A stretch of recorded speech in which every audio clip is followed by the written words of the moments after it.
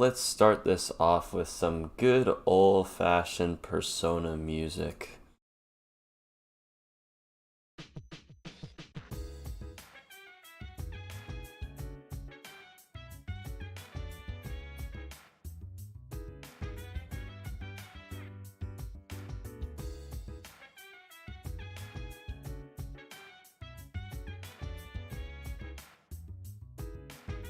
Gotta center this right. That's fine.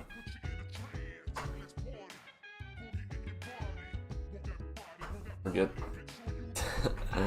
Alright.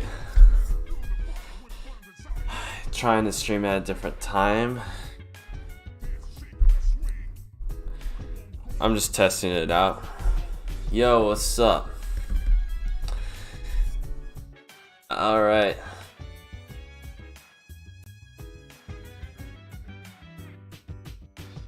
I'm trying to stream at a different time now. Well, not trying to, but I'm just testing out the waters here. It's a Sunday, I can afford to do it. Unfortunately, I start work in 4.5 hours, so the stream's not going to be too long. It'll probably be around the same length as the other ones. Alright.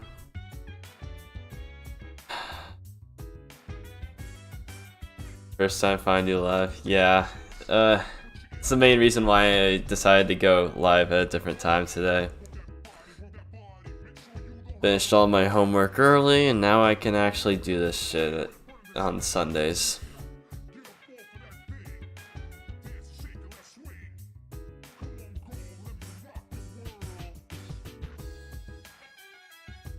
Persona 3 music bopping.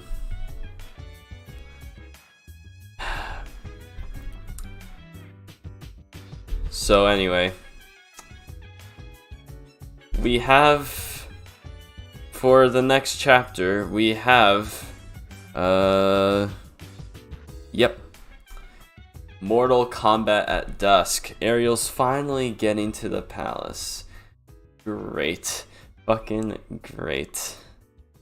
It's, we finally get to get out of the filler portion of this volume, and we finally, after all this time, we finally get to arrive at the palace, and shit's probably about to go down.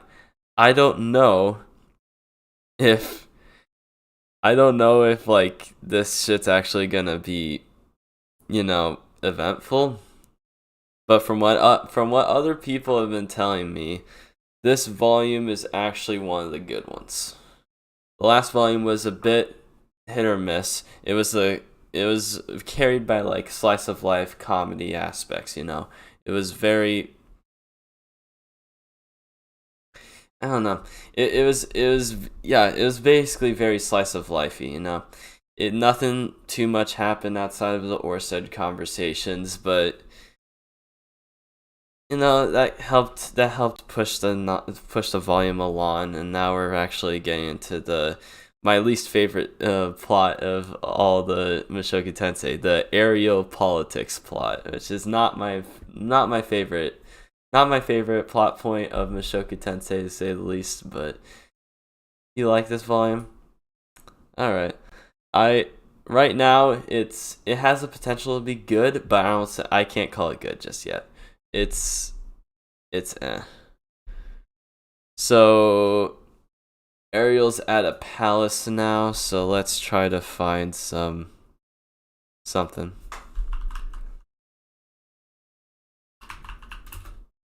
I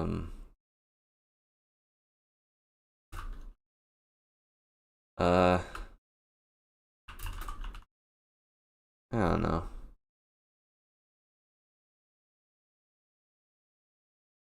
Anyway.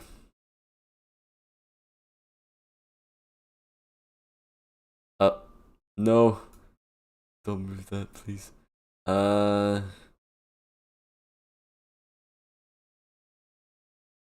How's this music? That is not the music I'm looking for. Fucking hell.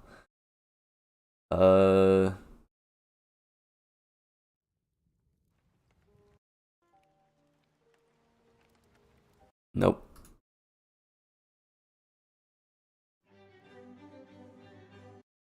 Something's telling me that this is copyright. Yeah. Anyway, whatever. I shouldn't really care that much about copyright, but Notification squad, rise up. Good for you, man. Hey. Yeah. I'm just gonna start with the reading. Chapter 183. Mortal Kombat. Yay. Part 1. The next day, I left for the palace with Ariel. Tries is waiting for her turn to act back at base. The two servants are not with us. So, it's 6 people now. The 2 servants will just get in the way when the fight breaks out. They also have their own homes to go back to. Their houses are both important allies to Ariel. Besides, those 2 have already been assigned their job by Ariel. She really intends to finish everything in 10 days. Seeing the royal palace for the first time.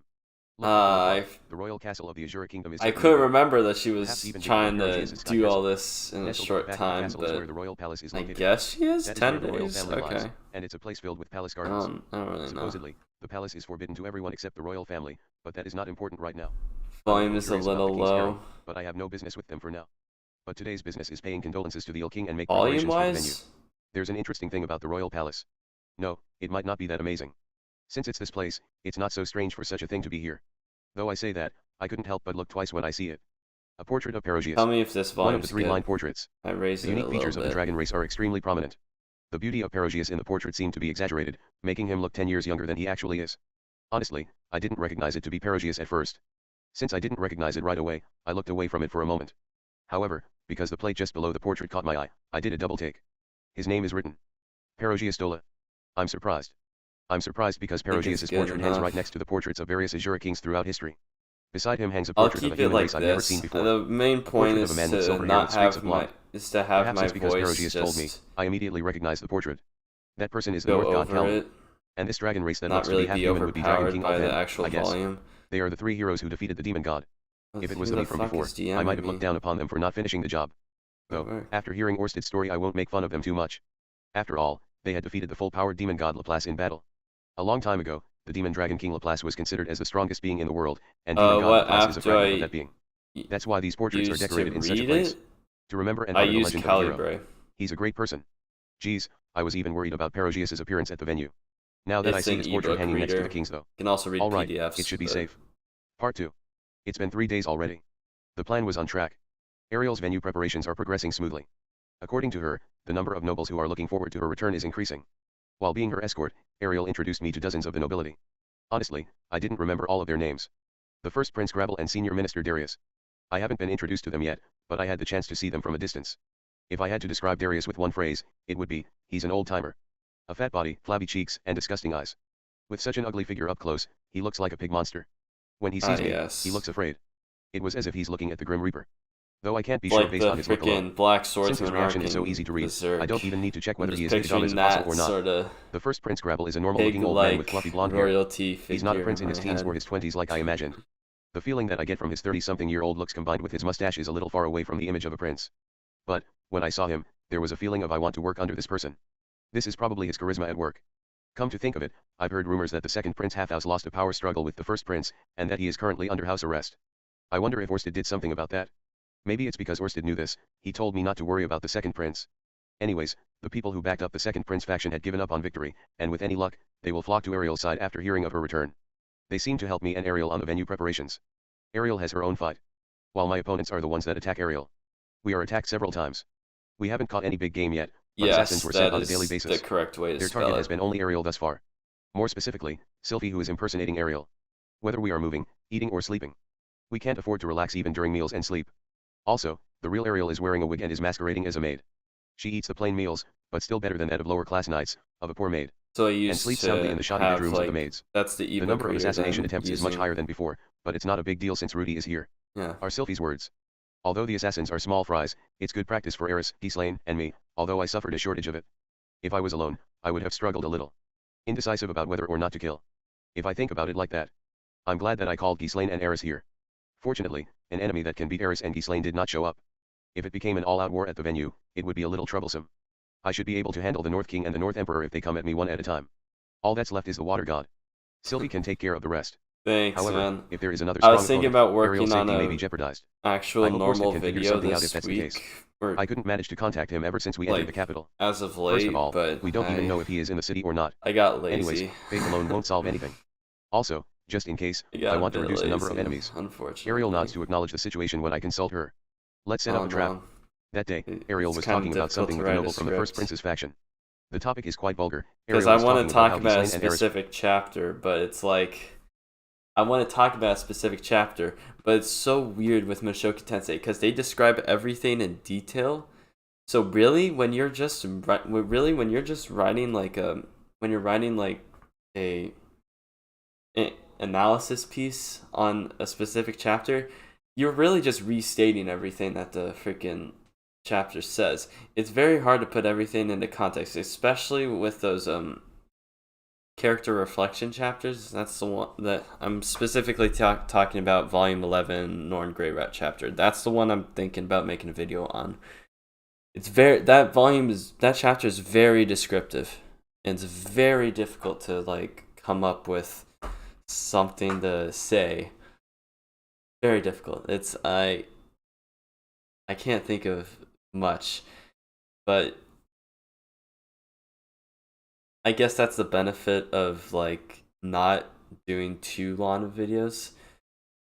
So it's very, very challenging. So I'm trying to think of a way to analyze it and add something new to it, while making it entertaining at the same time. It's very frustrating. So it's like before I even start writing the script, I need to think of a way how to approach the video first, and that just either I just brute force it and just write the video like I did with a few ReZero videos, or I just come up with an idea first and then write it. I don't know. I mean, I think I brute forced the volume 7 review, but the fucking rat meme, I just did that at the spur of a moment sort of deal. As I just thought, like, I just want to make this for my own fucking my own pleasure. Make the Roxy X Rat fanfic a reality. So, yeah. And that took way too fucking long. And it took way too much fucking effort. But yeah, the next video will probably be around, if I imagine it'll probably give me around 2 weeks. Yeah, but the problem is with taking my time on those videos, you get into situations like my 45-minute long video that I took the entire summer and most of spring to make last year. It was very, very like, it took way too fucking long.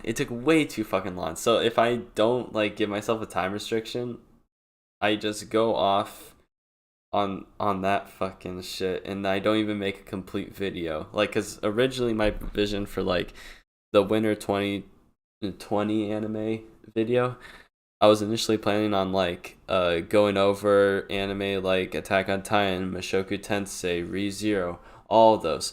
But unfortunately, I was spending way too much time on it, and my Adobe subscription was about to run out. My free Adobe subscription was about to run out, so I was like, I need to finish this. So I just cut it short at this random fantasy ecchi show. It was weird. But yeah, I need to limit myself. So I should give myself like a time limit on all my videos, to be honest. I feel like I do much better like that. Maybe a live talk about volume 11. The problem is my live streams don't bring in new viewers. That's the issue. It doesn't bring in new viewers, and I want more people to watch the live streams. And I feel like more live streaming isn't the perfect answer to that. I think like live streaming and making videos is a better mix. But like the only times where like my live streams bring in new viewers is when I'm not into like not in like a filler. Like I'm in one of the best parts of the web novel, like volume 16 of the web novel, Turning Point 4, basically. That's like the only time where like my live stream actually brings in new viewers. That's it. Okay. By the way, if you're watching the VOD of this right now, sorry, I'm rambling a bit here, but I'm sorry. Why don't I stream on Twitch? It's just better to stream on YouTube for me. It makes VODs a whole lot easier to handle. And I don't think it's very difficult to... I don't like Twitch's way of handling smaller creators. It's like, yeah. Sorry, anyone who's watching the VOD, this is the point where I'm going to continue reading the fucking web novel, okay? Sorry, this is the point. I'm done talking. Jeez, I can ramble on after this chapter maybe. We're both having their time of the month that day. I cut it off in the middle of the fucking chapter. Sorry. Aris puts on a very uncomfortable look. No, passing rumors that the escorts are in full form in order to bait an attack. I'm the fucking guy. In the end, this strategy was unsuccessful. It might have been too obvious. Even the next day, assassins did not appear. Usual rise for this hive. There is no attack. That's a ways away from now. I don't give a shit about that. I mainly care about getting viewers for the live streams. They also seem to have their own means of self-defense, on VODs, so it's nothing to worry about. Whatever. Although, those attacks might just serve as a warning. Only the attempts from a few small fries of the first Prince faction. On that day, I just want to have more people to interact with during the just live as the information reads. said, he had defected to Gravel's side. Philemon. He's in about his mid-30s. He had a face that was very similar to Paul's. But, he doesn't have the sense of self-confidence and aloofness that Paul had. He gives off the impression of a fearful and hungry rat. Afraid of risks, taking the safe alternative, he's the type of man that flees at the first sign of trouble. I don't hate people like him, but this old man likely hated sorrows. Facing him, Luke talks about this and that. It would not be an exaggeration to call it a fight. About why he betrayed Ariel, and what about their own efforts. Philemon ignored Luke's questions by saying you wouldn't understand even if I explain it to you. Luke's face is full of disbelief. However, Luke pleads to him that it's not too late to come back to Ariel's side. Even so, he didn't listen. Oh and wait, finally he said oh with certain shit. disdain, you think I just realized something. This thing's too low.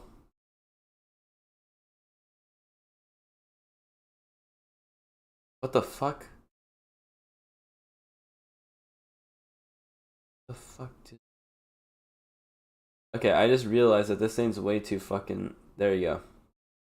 There you go, you can actually see it now. You can actually see, like, the bottom line here. Fucking hell. Why did it auto-adjust? Shit, dude. You're a better successor as family head than your brother or something. He spurs Luke and walks away.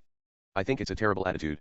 At least, it is not an attitude he should have towards his son, who had been struggling in a foreign country for more than 10 years.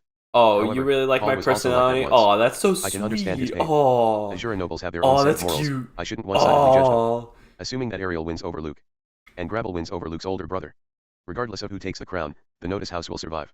Considering that, and their attitude, in some ways, it might just be jealousy towards Luke. Man. Or he might just simply hate Luke. Putting my personal feelings aside. It does my heart good to see people liking my personality. Yeah, if Luke cares, he'll have to take on as the house head. But he might also consider his own feelings. It's a bad situation. Part 4. Day 9. Preparations of the venue have been completed. The party itself will be located in the royal castle. All of the famous nobles of the Azura Kingdom will be participating. Ariel wanted it that way. Okay. For the second Princess Ariel to host a This party is to very nominate strange the first because this Prince Gravel as page the there's next like king. no If it were like me, I would there's not no participate in line such a right party, here. which obviously looks like a trap. About the reason why the Azura nobles are Why attending. doesn't it show my cursor? Participation of such parties is a noble's duty. It seems that there were a Fucking number weird. of interferences, Why did the but settings Ariel change overcame on the them all. stream? Weird. All that's left is But the actual there ship. used to be like Now, lines it's my at the turn. bottom of this Tomorrow, it's going to be a tough day. and now there's Someone might die. not. Will it be We'll Eris? see in the next page. Or Sylvie? Or Ghislaine? I will do everything I can to make sure that doesn't happen. I might not be Yeah, able to sleep no one's with all the gonna die, excitement bro. today. Come on. Maybe I should ask to sleep with Eris tonight. Come Part on. 5. No one's gonna happened on the die, eve of this bro. night. Eris is It was there. a You're moon's all night. good. All Eris preparations are is complete, and the only thing left to do is to wait for the real thing tomorrow. Eris is Tonight, tough. just she sleep and she rest can up. protect people. With that It's thought in fine. mind, we head back to base. A man stands in the middle of the road. If you look at his head, he looks like a man from the beast race. Rabbit's ears. Certainly from the Myrodetto race. It's a bunny if it's a woman, but I wonder what I'd say if it's a man. Wearing matte black armor, he stands with a straight sword in hand, blocking the way of the horse-drawn carriage. Who is it? Luke on the side of the carriage is out in front. It was a challenge. He keeps quiet. I didn't expect an answer. The assailant's name is... One of the 3 swords of the North God style, the North King Twin Swords Knuckle Guard. He actually answered. The next moment, Knuckle Guard splits into 2. Slowly, as if it's a mirage, he splits up into Knuckle Naikan. Is it a good idea to say our name at this time? Why are you repeating the same thing twice, probably bro? not. Come on. What a surprise. Guard is smart. Translators, come on. It's because I have been studying Don't in recent repeat years. yourself, come on. Never mind, he didn't split. They're twins. It was actually 2 swordsmen with identical faces. Certainly, when our employer is someone like Darius, it's no good to say anything. Come to think of it, since we're assassins, we shouldn't have said our employer's name. Knuckle Naikan. Oh yeah, we definitely shouldn't have. I know. Knuckle Nichan. Well, to be honest, it's obvious who hired them even if they didn't say, but, Nichan. And, at that slightly anticlimactic moment, Eris came forward. She dismounts from the horse, and unsheaths her sword. Eris Rere. In response to the massive amount of killing intent, the twins' ears twitched. The Mad Sword rumors. King. Mad Sword King. Her sword skills sharp like a fang and a temper violent like a demon beast. We of the weak Myrodetto tribe express our gratitude. There is no shortage of opponents. Eris has set her sword in an upward position. The twins stand side to side in mirrored stances. We are each half of a man. Thus both of us are 1. Even if it's 2 on 1. We won't call it cowardly. No, but 2 against 1 is unfair. As I think that, another figure appears from behind a horse-drawn carriage. It's a small shadow. The shadow wore an armor of black as though it was filled with ink. Wielding a black sword and a black shield in his hands. He does not say his name. He didn't need to say his name, but he took a stance. Facing him is Ghislaine. Naturally, she draws her sword against the man. I will pay the debt from the other day. Perogias' eyes are good in the night. I'm at a disadvantage now. It is we TAA. Last time, Ghislaine was cornered by him. It's the Nintendo Wii! I already told Ghislaine about we TAA's trick. Nintendo Wii is she back! Me, but I guess she will be alright this time. Let's go! The rabbits at the front and the hobbit at the rear. The Wii Speaking of this situation is strange because it seems to be very simple. The third Wii! It's the North King Gate in action. Who should I support? I will assist Eris, while Luke and Sylphie will be backing up Ghislaine. That way, I can level the playing field against the 2 rabbits. That's what I think, but I must not move yet. Aubert is not here. Come this on, situation is can constraining my one-shot movements. these fucking Ariel bitches. isn't in this place. Using a different route, Ariel has been moved to the second Rudeus state can house from the one-shot royal all castle. these fucking Therefore, bitches. it is better I to keep keep the saying formation that. of Luke covering Last time I Ghislaine, said while that, there Sylphie was a covers Eris fucking respectively. demon However, king if we or do whatever that, the enemy fuck. will also realize And it. he got fucking Then Ariel obliterated, isn't here. so I Then, don't they will fucking retreat. know anymore. Since the target is absent, How it's OP the is obvious move. Rudeus? How OP Tomorrow, is he? they Is will he ambush not us in a that more OP? perfect position. I don't fucking know. At that time, they would bring reinforcements. Now's the chance. I'm used to Isekai with the main protagonist where the main protagonist is super OP, like Overlord and shit. Bro. Like, then I will cover what Eris. the fuck is this, bro? In that case, Aubert would engage Sylphie. Sylphie can't win against Aubert. I can't say that with certainty, but Orsted said so. Again, I'm stuck. No. Think. The last time, where was Aubert lurking? We aren't in a forest this time, so he's not in the ground. This time, he is lurking somewhere nearby. If he is lurking nearby, he's surely in our line of sight. So, I only need to spot him. The ninja's at work. Find out his hiding the place and finish him with a ninja is single at blow. work. He That is way, hidden I can in assist the Ghislaine and Eris without worry. shadows. It's alright, He Rudeus. knows. I can win by myself. Eris's voice resounds in the dark night. Indeed, no swordsman can stop Eris, even for that knuckle guard or something. Since they call themselves each half of a man, I wonder if they're each at the North Saint level at best. If only to that extent, Eris should be able to suppress their swords with a single blow. If she strikes either side, Swordsman one of and them will Mushoku die. Tensei are Being broken. capable Hold of up, it doesn't seem to require much effort. Ghislaine also has the advantage in reach. Ghislaine, with her tall stature, and we TAA the Hobbit, there is too much of a difference in their reach. Still, she won't find a gap that easily. But they will not withdraw. Yeah. Again, probably because they're after one person. Swordsman and Mushoku Tensei, I know this. Swordsman and Mushoku Tensei are just, like, way better for close range combat. The main thing that Rudeus does to, like, get space is uses, like, Quagmire ability, which is just puts people in the fucking ground and just sinks them. And it's just like, oh, your feet can't move, huh, bitch. And sometimes they just step out of it like it's nothing. So it's like, does that ability do anything anymore? It was like his go-to when he was in an adventure, but like now it's just like, it's Now he's just like Frost Nova the bitch. Frost Nova the bitch. Pieces, our opponent is committed. They intend to kill us here. Aubert is somewhere. Where could he be hiding around here? It's hard to say whether this place is suitable for an attack. A wall on the left, and a noble's residence on the right. He put a freaking. The garden there is surrounded by high walls. He put up a fight with Orsted when he was like fucking a mile away. He just nuked him. He just fucking nuked him. He's like, open chest. It's a trap. No. He is not. He just gets fucking nuked, get fucking obliterated. It's high enough for me to have to turn my head up to see the top. Perhaps jumping down with a rope from there? Or come jumping off. If it's the North Emperor, it's possible to do that. Then, from below. Just like before, did he hide himself under the ground? No, that's not it. Given what happened last time, we'll obviously check the ground for movements. I don't think that was overlooked. Is there a blind spot? I left the rear of the horse-drawn carriage. Luke is located right in front of the horse-drawn carriage.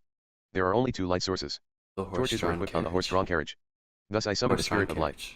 The light's intensity is strong. I can even clearly see the figures of the assailants in black. There is no place that's not visible.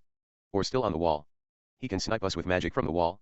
I send the spirit of light towards the wall. Chapter 183. Fucking hell, I meant to pause it. Ah! You bitch. You bitch. Introduced to we. Or not introduced, but you know. Fucking hell.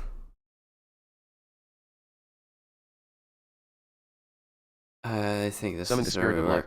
But anyway. I was mainly reading to fucking hell. I wouldn't say magicians or thieves are worse than swordsmen, though each of them have their role. Swordsmen are just the ones that completely control close range and frontline, yeah. Intensity is strong. Basically. I can even clearly see the figures of the assailants in black. There is no place that's not visible. Or still on the wall. He can snipe us with magic from the wall. I send the spirit of light towards the wall. Found it? When I first saw the wall, I did not notice. I wasn't paying attention to the backgrounds. In the middle of the wall, a cloth pattern that closely resembles the color of the walls had been laid there. If it was during the day, it would have been obvious. Or if we had the light from car headlights, it would look peculiar. But with torches on the horse-drawn carriage, chances are that we won't notice the difference. However, if illuminated by the spirit of light, the difference can be seen. I win. I point my staff at the wall. There is no chanting. Usually I will yell out my spell to inform my surroundings, but I won't this time. Stone cannon. Full force. Do it. Farewell, O bear. Do it. Was it a gut feeling? Or intuition as a warrior? I did not hesitate even for a second. Despite that, he seems to have sensed something. Releasing the camouflage just in time, Obear manages to evade my magic. No, he didn't completely evade it. The stone cannon pierced through Obear's leg and left a big hole there. While taking a passive defense stance, yeah, get that bitch. The wall. Get him. Look you. Fucking get him. It marked the start of the battle. Fucking get him. Get his ass. Round of stone cannon at Obear. Now that he has better footing, I was sure Obear would parry it without difficulty. Toei. Luke approached from behind. Shifting his body weight to his left hand, Luke, you're gonna Obear get deflected fucking Luke's sword. annihilated. Come on. While still lying down, he knocks Luke you're off balance fucking and tries ass. to stab him. I intercepted with the stone cannon. Naku. Obear jumps up and stands up on one foot. With one of his leg incapacitated, most of Obear's mobility is gone. While steadily standing on one leg, he looks at the front, back, me, and the horse-drawn carriage. Following his line of sight. During that moment's exchange, I managed to grasp the flow of the battle. Exactly as Eris declared, she defeated those 2 people alone. But Eris wasn't unscathed. Her shoulder is injured. Her left shoulder is hanging loosely. I'm pretty sure. Eris didn't care about her own wound and turned towards here. Her line of sight is on Obear. He's slain. First off, in terms of really powerful magicians, Orsted's good at fucking everything, so Orsted counts as a good magician. Second off, there's Roxy. Roxy's also very fucking powerful. We learned this because of the god tier fucking water spell. I think it was a god tier water spell. She's basically able to summon lightning. Probably not as much as Rudeus, but she's still good. Yeah, lol, Luke tried to attack a North Emperor. Yeah, exactly. This bitch doesn't know what the fuck he's doing. Anyway, let's keep going. WTAA had already lost one arm. WTAA had lost his shield while Ghislaine is uninjured. Ghislaine is delivering the final blow to WTAA when I looked her way. Oh beer. WTAA shouts. And, at the same time he threw something on the ground. A powder-like baffling sound is made and we were instantly wrapped in black smoke. Was it some kind of magic tool? Or magic item? WTAA used the black smoke at night for blinding. But, even if I understood it, experiencing it felt different. Not god tier. Sorry. I did not see anything. In this spot, the sound where WTAA is running to can be heard. Following him is Ghislaine's footsteps. Yeah. The sword abruptly swings down in front of me. I quickly avoid it. WTAA ran by me. Was he aiming at me? No, he was aiming at the horse-drawn carriage. Leave it. The next moment, the door of the carriage opened and while Sylphie was coming out, a magic was released. Melded magic flame tornado. I want at some point, magic of wind and flame blew away the black smoke and shed light on the surroundings. Status check. During these like fucking fight scenes, I kind of want like Nanahoshi to participate in some of these fight scenes with just like summoning stuff from like the other from Earth. Just like we know she could summon like a watermelon. At this point, she could probably summon a fucking gun. And I just want to see people's reactions to fucking guns. I just want to see it, you know? Just get a sniper rifle and just see how that fucking shit works. The one you got beat up in a sword duel by a mage, lol. Yeah. I just want to see, like Like in this situation, I kind of want to see freaking Nanahoshi with a sniper rifle just camping in the back and just snipe fucking the Nintendo Wii, you know. Metal straw from another world. The stone cannon minigun. Yeah, but that's just stones. Those are just rocks, my boy. I know they're hard rocks. They're really condensed rocks, but come on, they're not bullets. They're not bullets. Come on. She could basically, like, I wish, like, her teleporting ability gets to the point where she can summon a fucking nuke. Like, I have a feeling that she's probably not going to be able to teleport herself into back into the old world, but that'd be fucking hilarious if she's just able to summon basically anything from that world except, like, a living thing. Actually, wait, no, the watermelon does count as a living thing. So maybe just, like, fucking... just summons the fucking president of the United States. It's like, sorry, we're not able to get you back, but hey, welcome to the club, bro. It's just like, just fucking brings in some random ass celebrity. Just bring in Tom Cruise. Just like, yo, welcome to the club. You're one of us now. Just keep drinking this tea before anything gets too bad. Peace Lane, alive and well. Luke, alive and well. Sylphie, alive and well. Eris, also alive and well. WTAA disappeared into the alley. Did he run away? Fair enough, even if we failed to catch WTAA, I only need to kill Obear. Obear is not here? Where is he? Rudeus. Yeah, dude, that'd be fucking hilarious. You just have like a fucking... Nanahoshi just steals a nuke, and it's just like let's just say it's like a North Korean nuke or some shit, and that's like their only fucking nuke, and they're just like, where is it? Where the fuck is it? It was right here! Where the fuck? That would just be fucking hilarious. Just like a big giant ass crate just fucking gone. No one knows where it is. Mayhem breaks out. Who the fuck stole that nuke? She wouldn't be able to kill. Yeah, but you could force her to summon something, right? You know? You could force her to do it. Just hold her at gunpoint, or basically stone cannon point blank, you know? Just make me a nuke, please. And it's like, okay.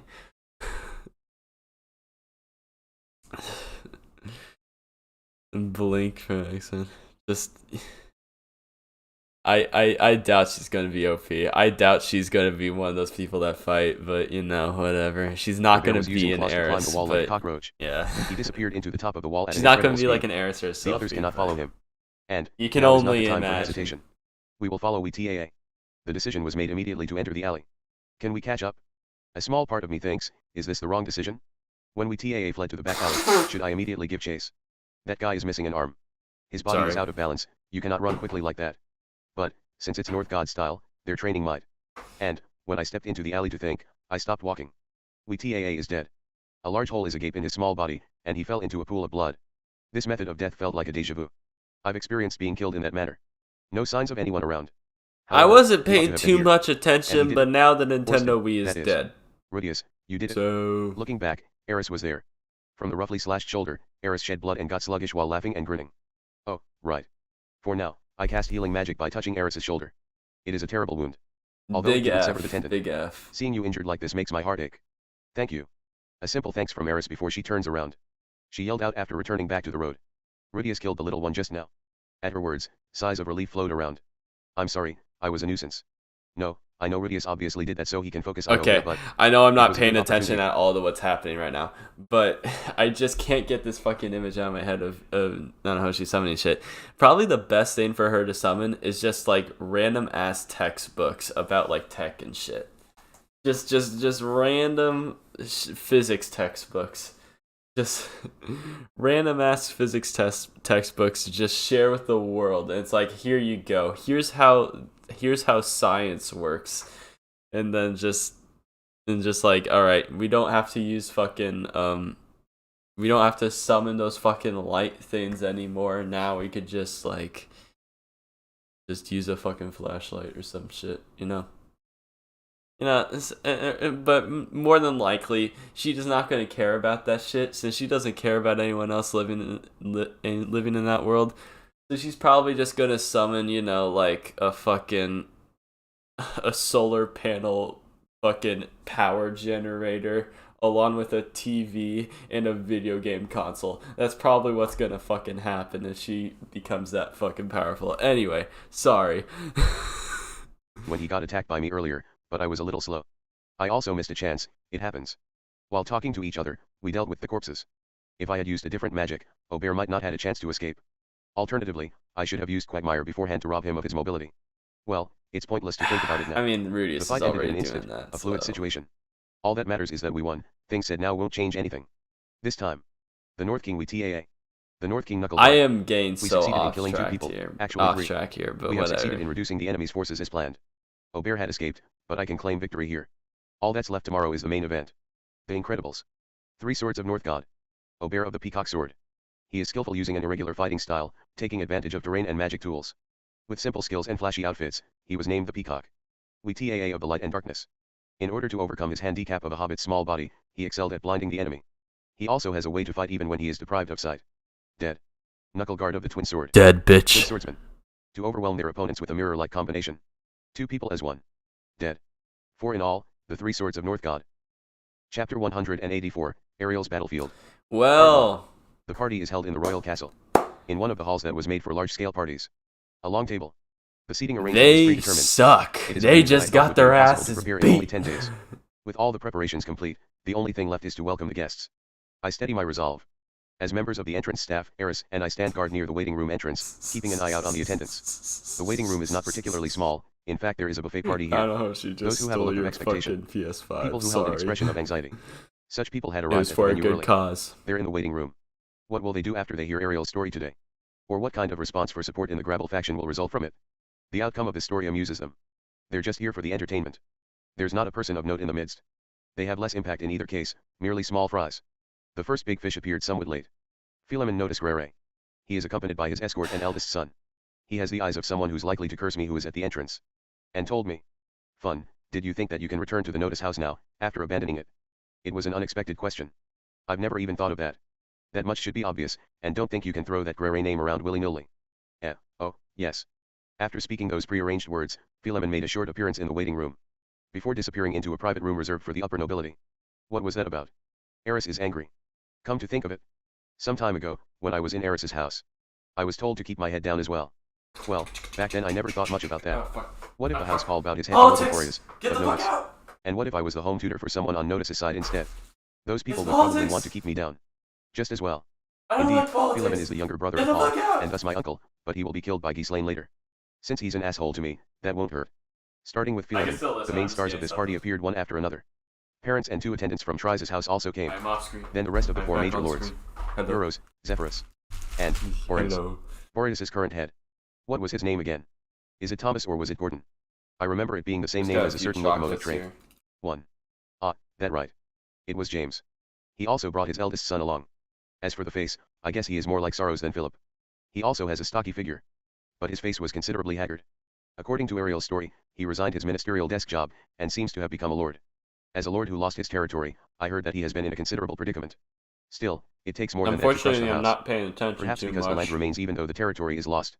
Or, it's thanks to James' hard work. Do your best. The reconstruction of the Fidoa territory has not progressed. However, James has been doing everything he can, it can be seen from his haggard face. He was also impacted by the metastasis event. A desperate man, but he survived. A person who was directly involved with the metastasis event would understand the meaning of survival differently. Anyway, I don't know him, and he doesn't know those involved in the metastasis event. Rather than to me. He gave a glimpse to Eris who is standing next to me, before going back towards the private room again. And finally, Senior Minister Darius came later than anyone else. He's followed by 1 escort. When Darius sees me, he quickly looks away in fear. The escort sees me and approaches me. Finally seeing him in a well-lit area, he really has a funny-looking head. In casual wear, with a hair shaped like an inverted satellite dish. 4 swords lined his waist. It's the first time meeting you. My name is North Emperor Obear Corvette. I go by the name of Peacock Sword on the streets. When I took a glance at his feet, I confirmed that he is standing firmly with both feet. There is no sign of him limping when he walks. He seems to have fully recovered. If he used a healer from Azura Kingdom, I suppose that level of injury is recoverable. Pleased to meet you. I've heard of your name. I'm Rudeus Rere. Quagmire? No, I wonder if it would be better to call you Dragon's Dog. So in other words, Orsted is the owner. A nostalgic name. Woof woof. However, to say something like Dragon's Dog doesn't sound what a sleeper agent of Hitagami would say. Whoops, pardon me. I heard that you have been ambushed several times on the way here. Ah, yeah. To assassins who used foul tricks, you fought them off brilliantly. Is it public? You're calling it foul yourself? No, whatever. In a joking tone, he is laughing. But Aubert's eyes are not smiling. Next time, in a head-on match. For a brief moment, he shows a serious face that doesn't match his looks. After that, Aubert takes his leave. Just now seemed like a declaration of war. I think that he made me his number 1 or number 2 target. In that case, maybe he is the third apostle after all. First Prince Grabble won't come to a waiting room like this. He'll head straight to the venue. With this, the cast is complete. Part 2. The time is ripe for the party to begin. The nobles file in and sit in their assigned seats. I look towards the guards lined against the wall. Today, thanks to Ariel, the number of guard soldiers in the vicinity of the party hall is small. Therefore, most of the nobles have come with their escort. Ghislaine and Eris stand beside me, keeping watch of the surroundings. Sylphie isn't here. She has a particularly important assignment for the party, thus has stepped out. Seeing the nobles filling the venue, Ariel stands up from her seat and makes her first move. Thank you for gathering here today, despite your busy schedule. Ariel started her greeting. She began to talk about His Majesty's illness, this and that of the domestic situation in recent years. She talks about her thought of Azura Kingdom while studying abroad. Then the attack began. Now then, today, to those who have gathered here, I have found 2 people that I would like to introduce to everyone. Showing up simultaneously at Ariel's words is a beautifully dressed up woman emanating an irresistible appeal. She comes out from the entrance and crosses the hall slowly. And stands beside Ariel. Looking at her face, Darius' eyes opened wide. Among the nobles, there are those who stand up with pale faces. They are the Purple Horse family. On the way of my travel, I met her by chance. The second daughter of the Purple Horse house, Miss Tristina. The lady was introduced. Tris picks up the hem of her dress and curtsies so perfectly that Eris could never imitate. As introduced, I am Tristina. I'm aware that they've met earlier in the novels. It's either in volume 5 or 6. I can't tell which one. Which one was it? Was it 5? Fuck. 5? Ooh. Ooh. Yes. It was volume 5. I think this is her, right? This is her. Is that her? Yeah. I'm pretty sure that's her, right? Pretty sure that's her. Pretty sure, yeah. Yeah. I also Volume 6 is now available on Amazon. Go fucking get it if you don't have it already. It's finally back in stock. Finally, another volume is finally back in stock after all this time. Finally. Anyway. Back Purple to Horse. The venue was in shock. She should be missing. There is also a gossip that she is dead. And yet she turns out to be alive. And grown up beautifully. From a specific direction, there is a little uproar. But how? Why here? When she was found, I protected her since she had been very weak. As such, towards someone present here tonight, she has a few particular words. Wait, that's a different person? Nah, whatever. I don't give a shit. Anyway, next. For him, as a result, she came. That's Following different person. those words, Tris steps forward. Whatever. She sits herself near Darius, who has the honored seat. Care. Tris started to talk while looking at him like seeing a pig. Not in a manner of speech that was natural for an everyday thief, but with beautiful words befitting a noble daughter. She was betrayed by the house and was bought by Senior Minister Darius. She talks about how she was kept like a dog by Senior Minister Darius. And that she was almost killed back in the Fidoa Metastasis event. Luckily she was picked up by thieves, and became the boss's woman. Then Ariel came to her aid. A story with some dramatization, but spoken indifferently. It's a story designed to make the one who hears it cry. As a thief, Tristina survived with her own power. Enduring in that place, and helped by Ariel that she met by chance. It is a touching story. In the crowd of nobles, there are those who shed tears blatantly, but they are shill nobles which were prepared by Ariel, I guess. There are those, particularly from Darius' side, who cannot hide the puzzlement on their faces. Nervous sweat drips down the head of the Purple Horse house. But the main suspect Darius looks quite composed. He must have survived predicaments like this countless times. The speech ended. Now, then. Ariel came out to the front. While wearing the usual cool smile, she opens her mouth. This was surprising. Darius-sama. I also did not think that it will suddenly be known by the public. No, surely. Using your power, Darius-sama, you kidnapped children of nobles. And treated them as your sex slaves.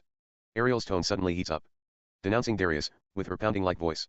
In addition, such a thing is done by the hand of the senior minister who is the backbone of the government. In this Azura kingdom, evil shall not be tolerated.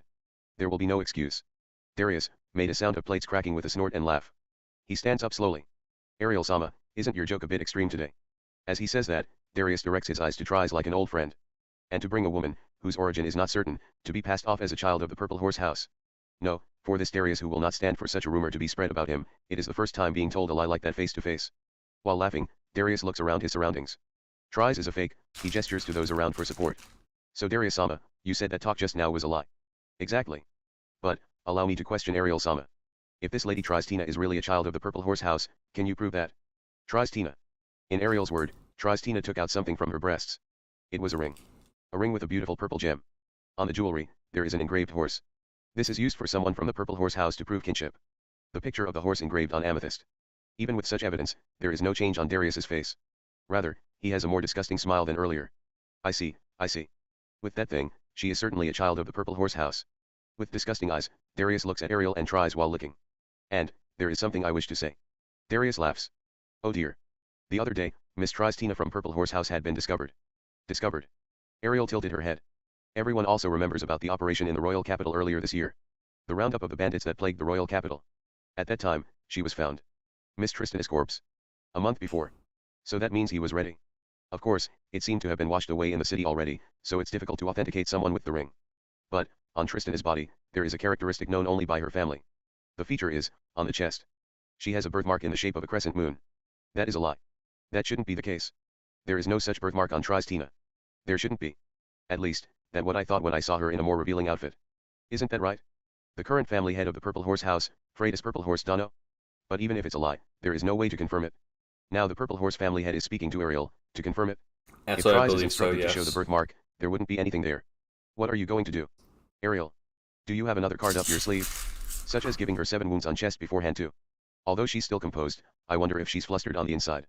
The figurehead of the Purple Horse House stood up. If I look closely, his face indeed resembles Tries'. His figure is shaking and he's twitching at the edge of his mouth, slightly different to the vixen that is Tries Anna. So, Freydis Purple Horse Dono. Did you not confirm her corpse? Tries Tina is no longer missing, but confirmed dead. Darius smiled while whispering like a devil. Therefore, declare that the woman standing here is a fake Tries Tina. Could you say that? In order to let this nonsense end. If you don't, then there will be no choice but to command a lady to bare her skin in front of this many people. Darius's composure. Ariel's smile. The shivering Freydis. An intense atmosphere flows through the venue. Even by just watching, my mouth has dried up. My daughter. Freydis opened his mouth slowly. My daughter was stolen from me by Senior Minister Darius. Freydis Dono. What? The one standing there is definitely my daughter Tries Tina. Ariel-sama, bring judgment down on Senior Minister Darius who kidnapped, confined, and disgraced my daughter. Darius rises. Don't speak nonsense, Freydis. You should have it. The sealed contract for the sake of confirming her identity. Darius-sama. Something like that does not exist. Ariel is giving a small smile. Oh, I see. That's right. I should have known. Ariel has already contacted the Purple Horse family. Anticipating Darius' plan, and taking a step ahead. I want to learn from her in that regard. Well, Senior Minister Darius. What was said by the Purple Horse family head is a matter of fact. Somehow, Ariel's smile also seems indecent. Kidnapping, imprisonment, and humiliating children of nobles. As stated by the king, a crime is a crime. You won't escape from your sin. You'll be judged under the law of the kingdom. Darius' face distorts. It is distorting in ugliness, overlooking the surrounding enemies. At this point, Darius no longer has any allies in this place. If you're cornered to this point, all that remains is to fall. Although, if someone speaks out for Darius, he might survive. However, those who speak for him will automatically become his accomplice. That's likely what most thought. Most likely. In the current situation, even with Darius gone, the first Prince Grabble's victory remains high. While Ariel was away, Grabble had consolidated his support. Right now, Darius is only a hindrance to him. In the future, he will be a nuisance. So, it's the end of Darius. Ariel has won against Darius. Even without doing anything, Darius will be ostracized by the other nobles. Even if it went unresolved in court. If there is dirt on Darius, the nobles would no doubt bring him down. But in this place, against the trouble of losing Darius, one person spoke. Darius is someone with a strong political ability above others. It's a surprisingly noisy party. As if he had chosen to appear at a suitable time. That man appeared. With a no-nonsense face, a middle-aged blonde prince. First Prince Grabble. He walks towards the best seat in the room, and glares coldly at Ariel. Second round begins. Pat 3. Grabble's a Finajura. He moves straight towards Ariel. Ariel, what are you doing? Causing such huge commotion when father is still sick. What commotion? I did nothing except protect the honor of the royal family. If that is the case, then think about the time and place. Grabble shook his head while frowning. Now that father has fallen ill, without Darius' skills what will become of Azura Kingdom? Even so, a crime is still a crime. Even then, it's between Senior Minister Darius and the middle-ranked Purple Horse nobles. I shouldn't have to tell you that there are more important business the kingdom must attend to. Speaking about social standing so openly. In my previous life, cries over fairness and condemnation would be heard, but this is the Azura Kingdom. Social status is part of life, so the people of this world accepts it? Yes, of course, brother. But I will still repeat it again, a crime is a crime. If no one passes judgment, the kingdom would fall in decline. Crime, huh? Indeed. Indeed, that's right. But Ariel, there are many people in this place who ought to have their crimes exposed and receive punishment like that. I wonder, do you intend to punish all of them? Yes, of course. If it's necessary. She's implicitly saying if it's unnecessary to me, I won't punish crimes. If this spreads, the Azura kingdom will rot enough for the smell to linger. I think your judgment against Darius is unnecessary, however you say that it is necessary. Grabble laughs scornfully and directs a composed smile to Ariel. Looks like we won't be able to come to an agreement on this. That's right. Grabble shook his head and sighed. He looked over the surroundings. There will be no conclusion if we're debating with only two people. Until we settle this matter, Senior Minister Darius will remain troubled by this. And get the fuck out of here. You're on volume 11. Get the fuck out. Go. Go. Go. Be gone. Be gone. You shouldn't be here. Be gone. What the fuck, dude? Get out. Get the fuck out before they do something bad and terrible. No. Before this book just spoils you to oblivion. Get the fuck out with that smile emoji. Get the fuck out. Get the fuck out. Anyway. Since you have put so much effort in gathering most of the stalwarts of this country, why not let them decide who is right, Ariel or I? Democracy. When there is no other way, it will come to back them. Here when you're he finished, is asking the nobles bro. around. Come on. Go to Ariel's side, or stick to Grabble. Yet, he thinks either way he will win. With this, he also wants to confirm the allegiance of each nobles. Thus, if you're the enemy, you will be purged.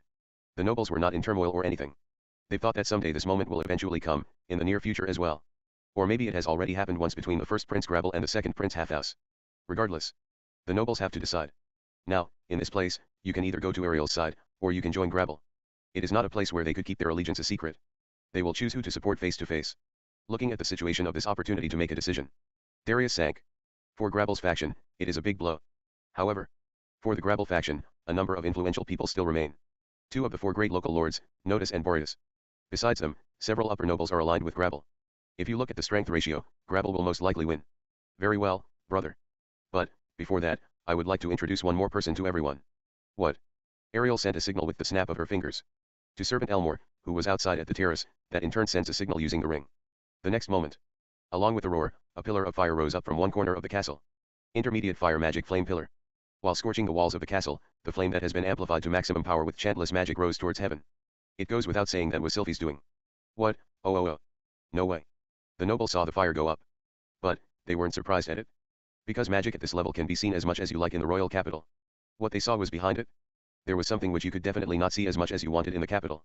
Lit by the flame pillar, floating in the night sky, is a huge shadow. The Sky Castle. When did it get so close?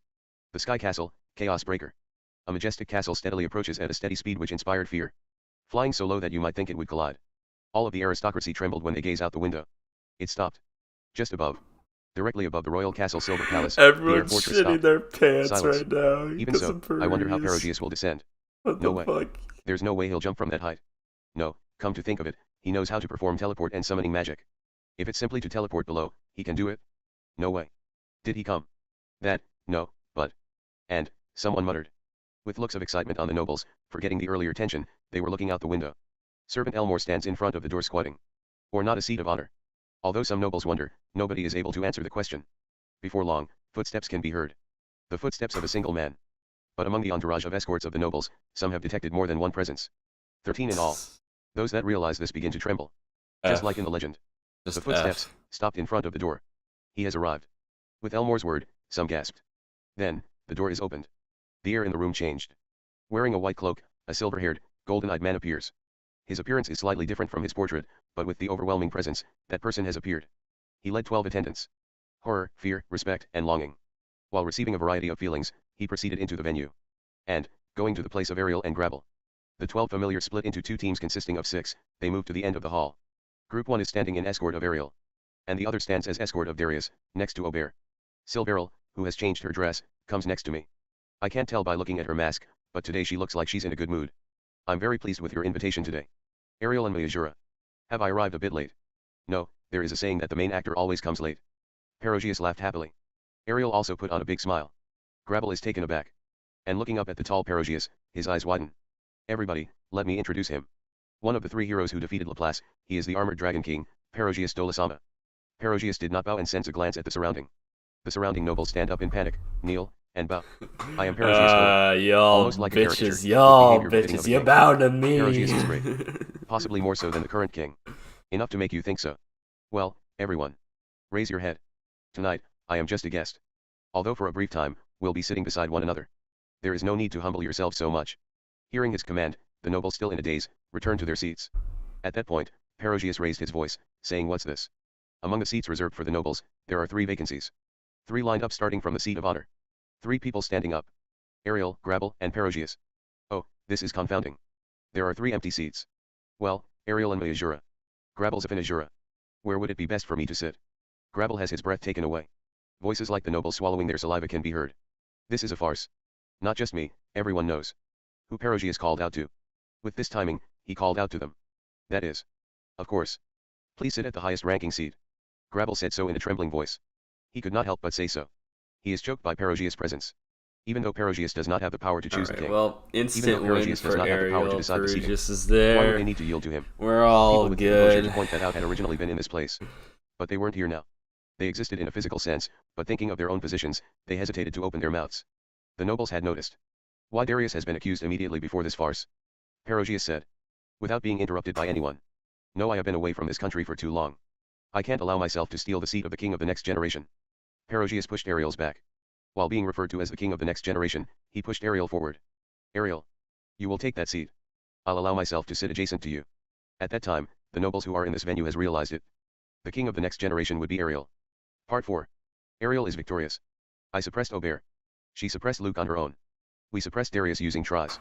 We suppressed Grabble using Perogias. Well, her fight will continue a little more now, but the momentum flows her way. Grabble and Darius have nothing stronger than Perogias. They don't, that is. Perogias-sama. The moment Silveril cried. The ceiling fell down. Caught up in the chandelier, one of the nobles was crushed. In the scattered rubble, some of the nobility got injured. The damage wasn't huge. Destroying the center of the table, the ceiling fell. No. It wasn't the ceiling. What fell was a single human. She smashed through the ceiling and fell. A small body and skin with deep wrinkles. She stabbed a beautiful golden sword into the ground like a cane. That old woman stood up. Whew, so it's just as my dream foretold. She murmurs. She landed in the field. Then, by looking down around, she said. Come on, I've come to help you. Water god Ryudaraya. Toward Darius, she said that. Hitagama's trump card has appeared. Thomas and Friends reference. TN, Female Ken's Hero. Chapter 185, Rudeus Battlefield. Part 1. The Water God style has 5 secret. Okay. So Rudeus's battlefield. Looks like Rudeus is actually gonna do some shit. Outside of blowing the fucking ninja's leg off, he didn't really win that fight. But from what it sounds like, Rudeus is actually gonna do some shit. So let's see. Arts. The Water God style founder is the one who created the strongest secret arts. If you can use 3 of those 5 moves, you would be considered as a god rank. Throughout the history of the Water God style, there were individuals who had mastered 4 of them, but only the first generation god rank mastered all 5 of the Water God style secret arts.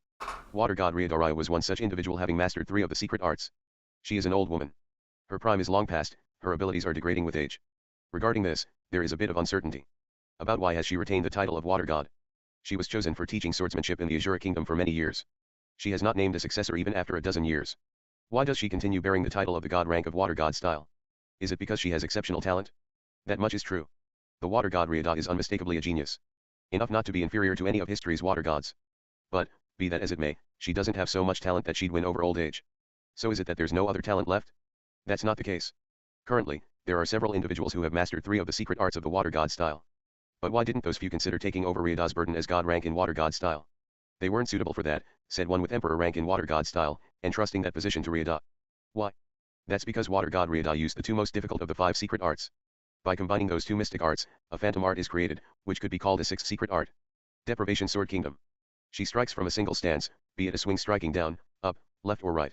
From where she is, it's possible for her to kill all of her opponents in every direction. If anyone moves even a step, she will respond to that movement, capable of cutting down everything. Part 2. Nobody moves? I want to avoid this if possible. Perogia's subordinate, Arimanfi of the Bright, moved as soon as Ryuda had appeared. He was behind Ryuda in an instant. And was sheared in half in the next moment. He did not leave a corpse, but disappeared in particles of light. Then Perogia's underling Trophimus of the Wave also moved. He points his hand towards Ryuda, as if to fire off something. Looks like he will. But Riada only tilted her sword slightly for just an instant and Trophimus was sheared in half. He too disappeared, becoming particles of light. Next, she moved to me and sliced off my wrist the moment I sent magic power to the ring I was wearing. No, it only seemed to have been cut off. What I lost was the wrist of my prosthetic hand. My left hand is alive and well. But, looking at my hand that abruptly disappeared, I couldn't help but shudder. The next one that moved was a senior noble. In an attempt to escape by himself, his leg's tendon was sliced as a result. He let out a scream before collapsing from the strike. It was a strike with the back of the sword. None of the guards were able to move. Neither Ariel, who is prone to strike first, nor Ghislaine. Ariel, Perogias, and his subordinates, as well as myself, had all been nailed down by Riada.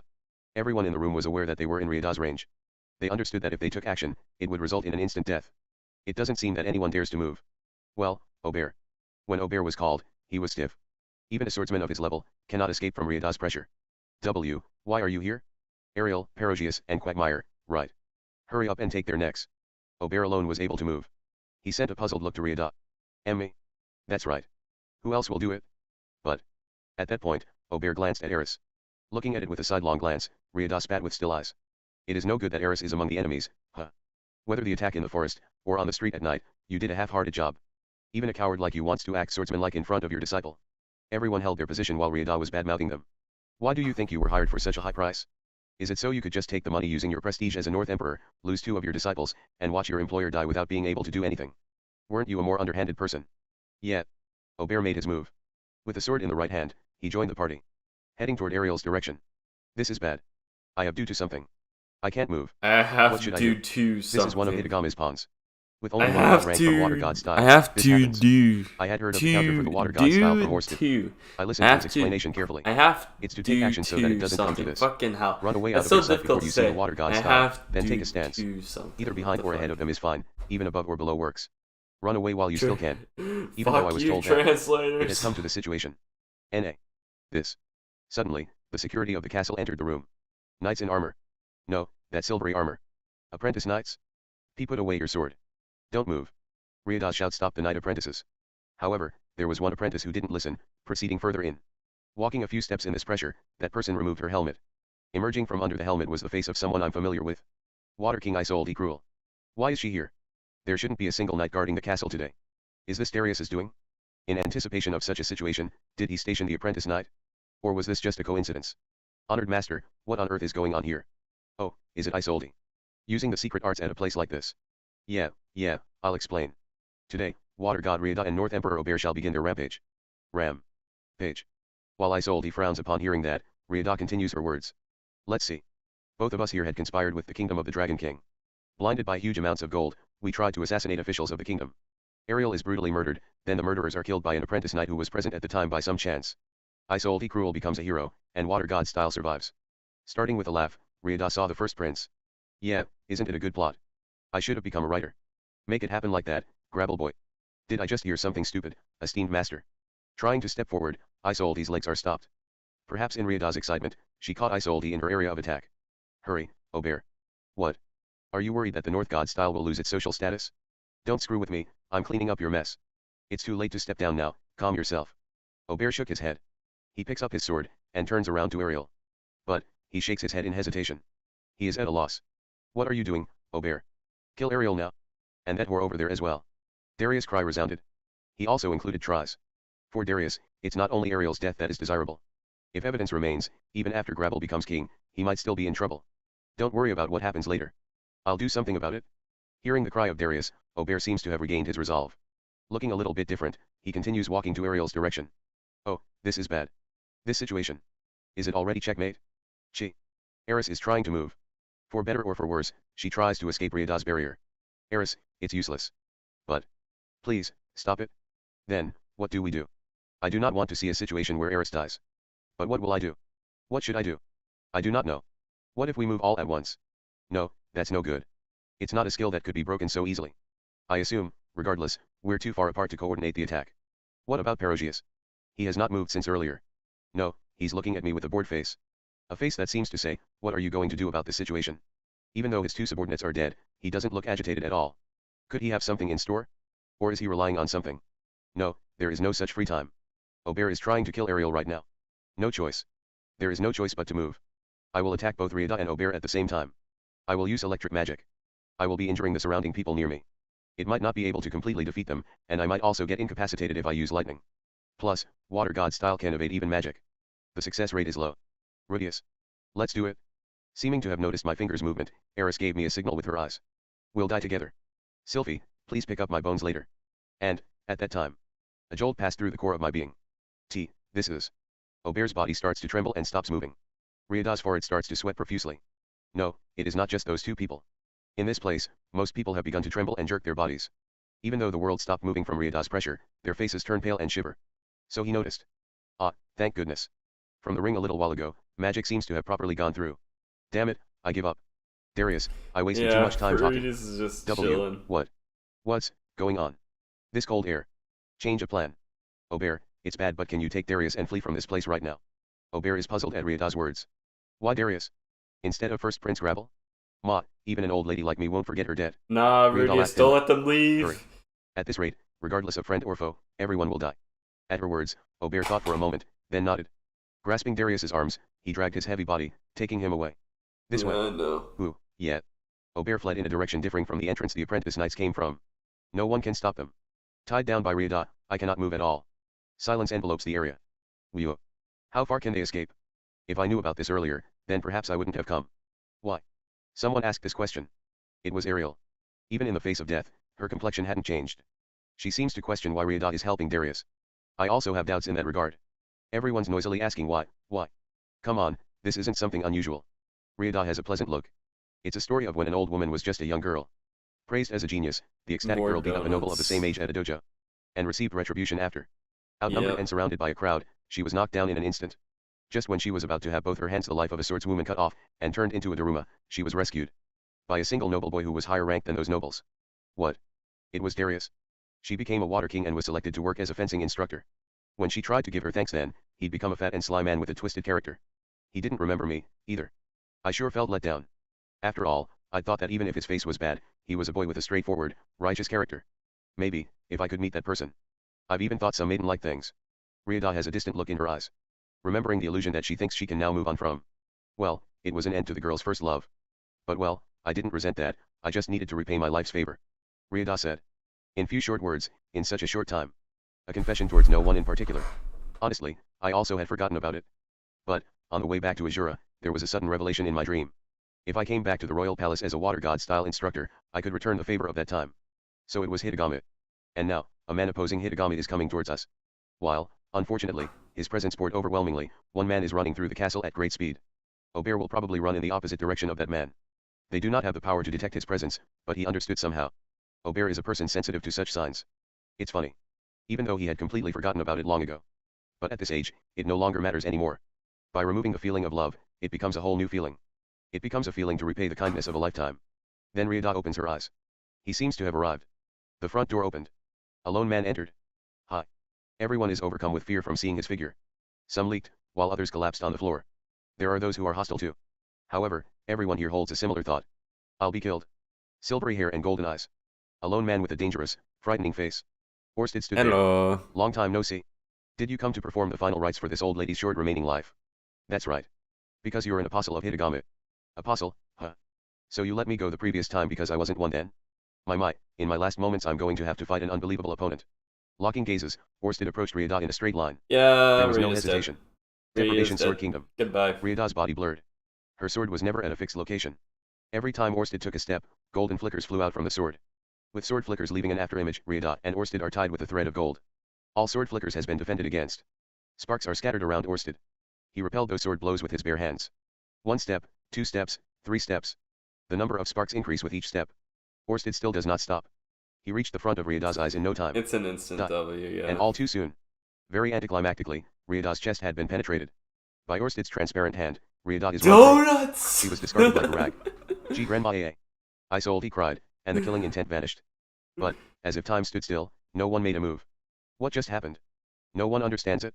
Only fear dominates this place. Everyone thinking that they would be the next to die. The first one to move is Isolde. Bitch. She drew her sword and took a stance against Orsted with trembling legs. Time to make How the dare donuts. You, the esteemed master. As if nothing had happened, Orsted moves towards the terrace. Isolde starts running after him to the terrace. Rudeus-sama, cried Ariel when she came to. Please chase after Aubert and Darius. They must not escape. Following Ariel's roared phrase, time began to move again.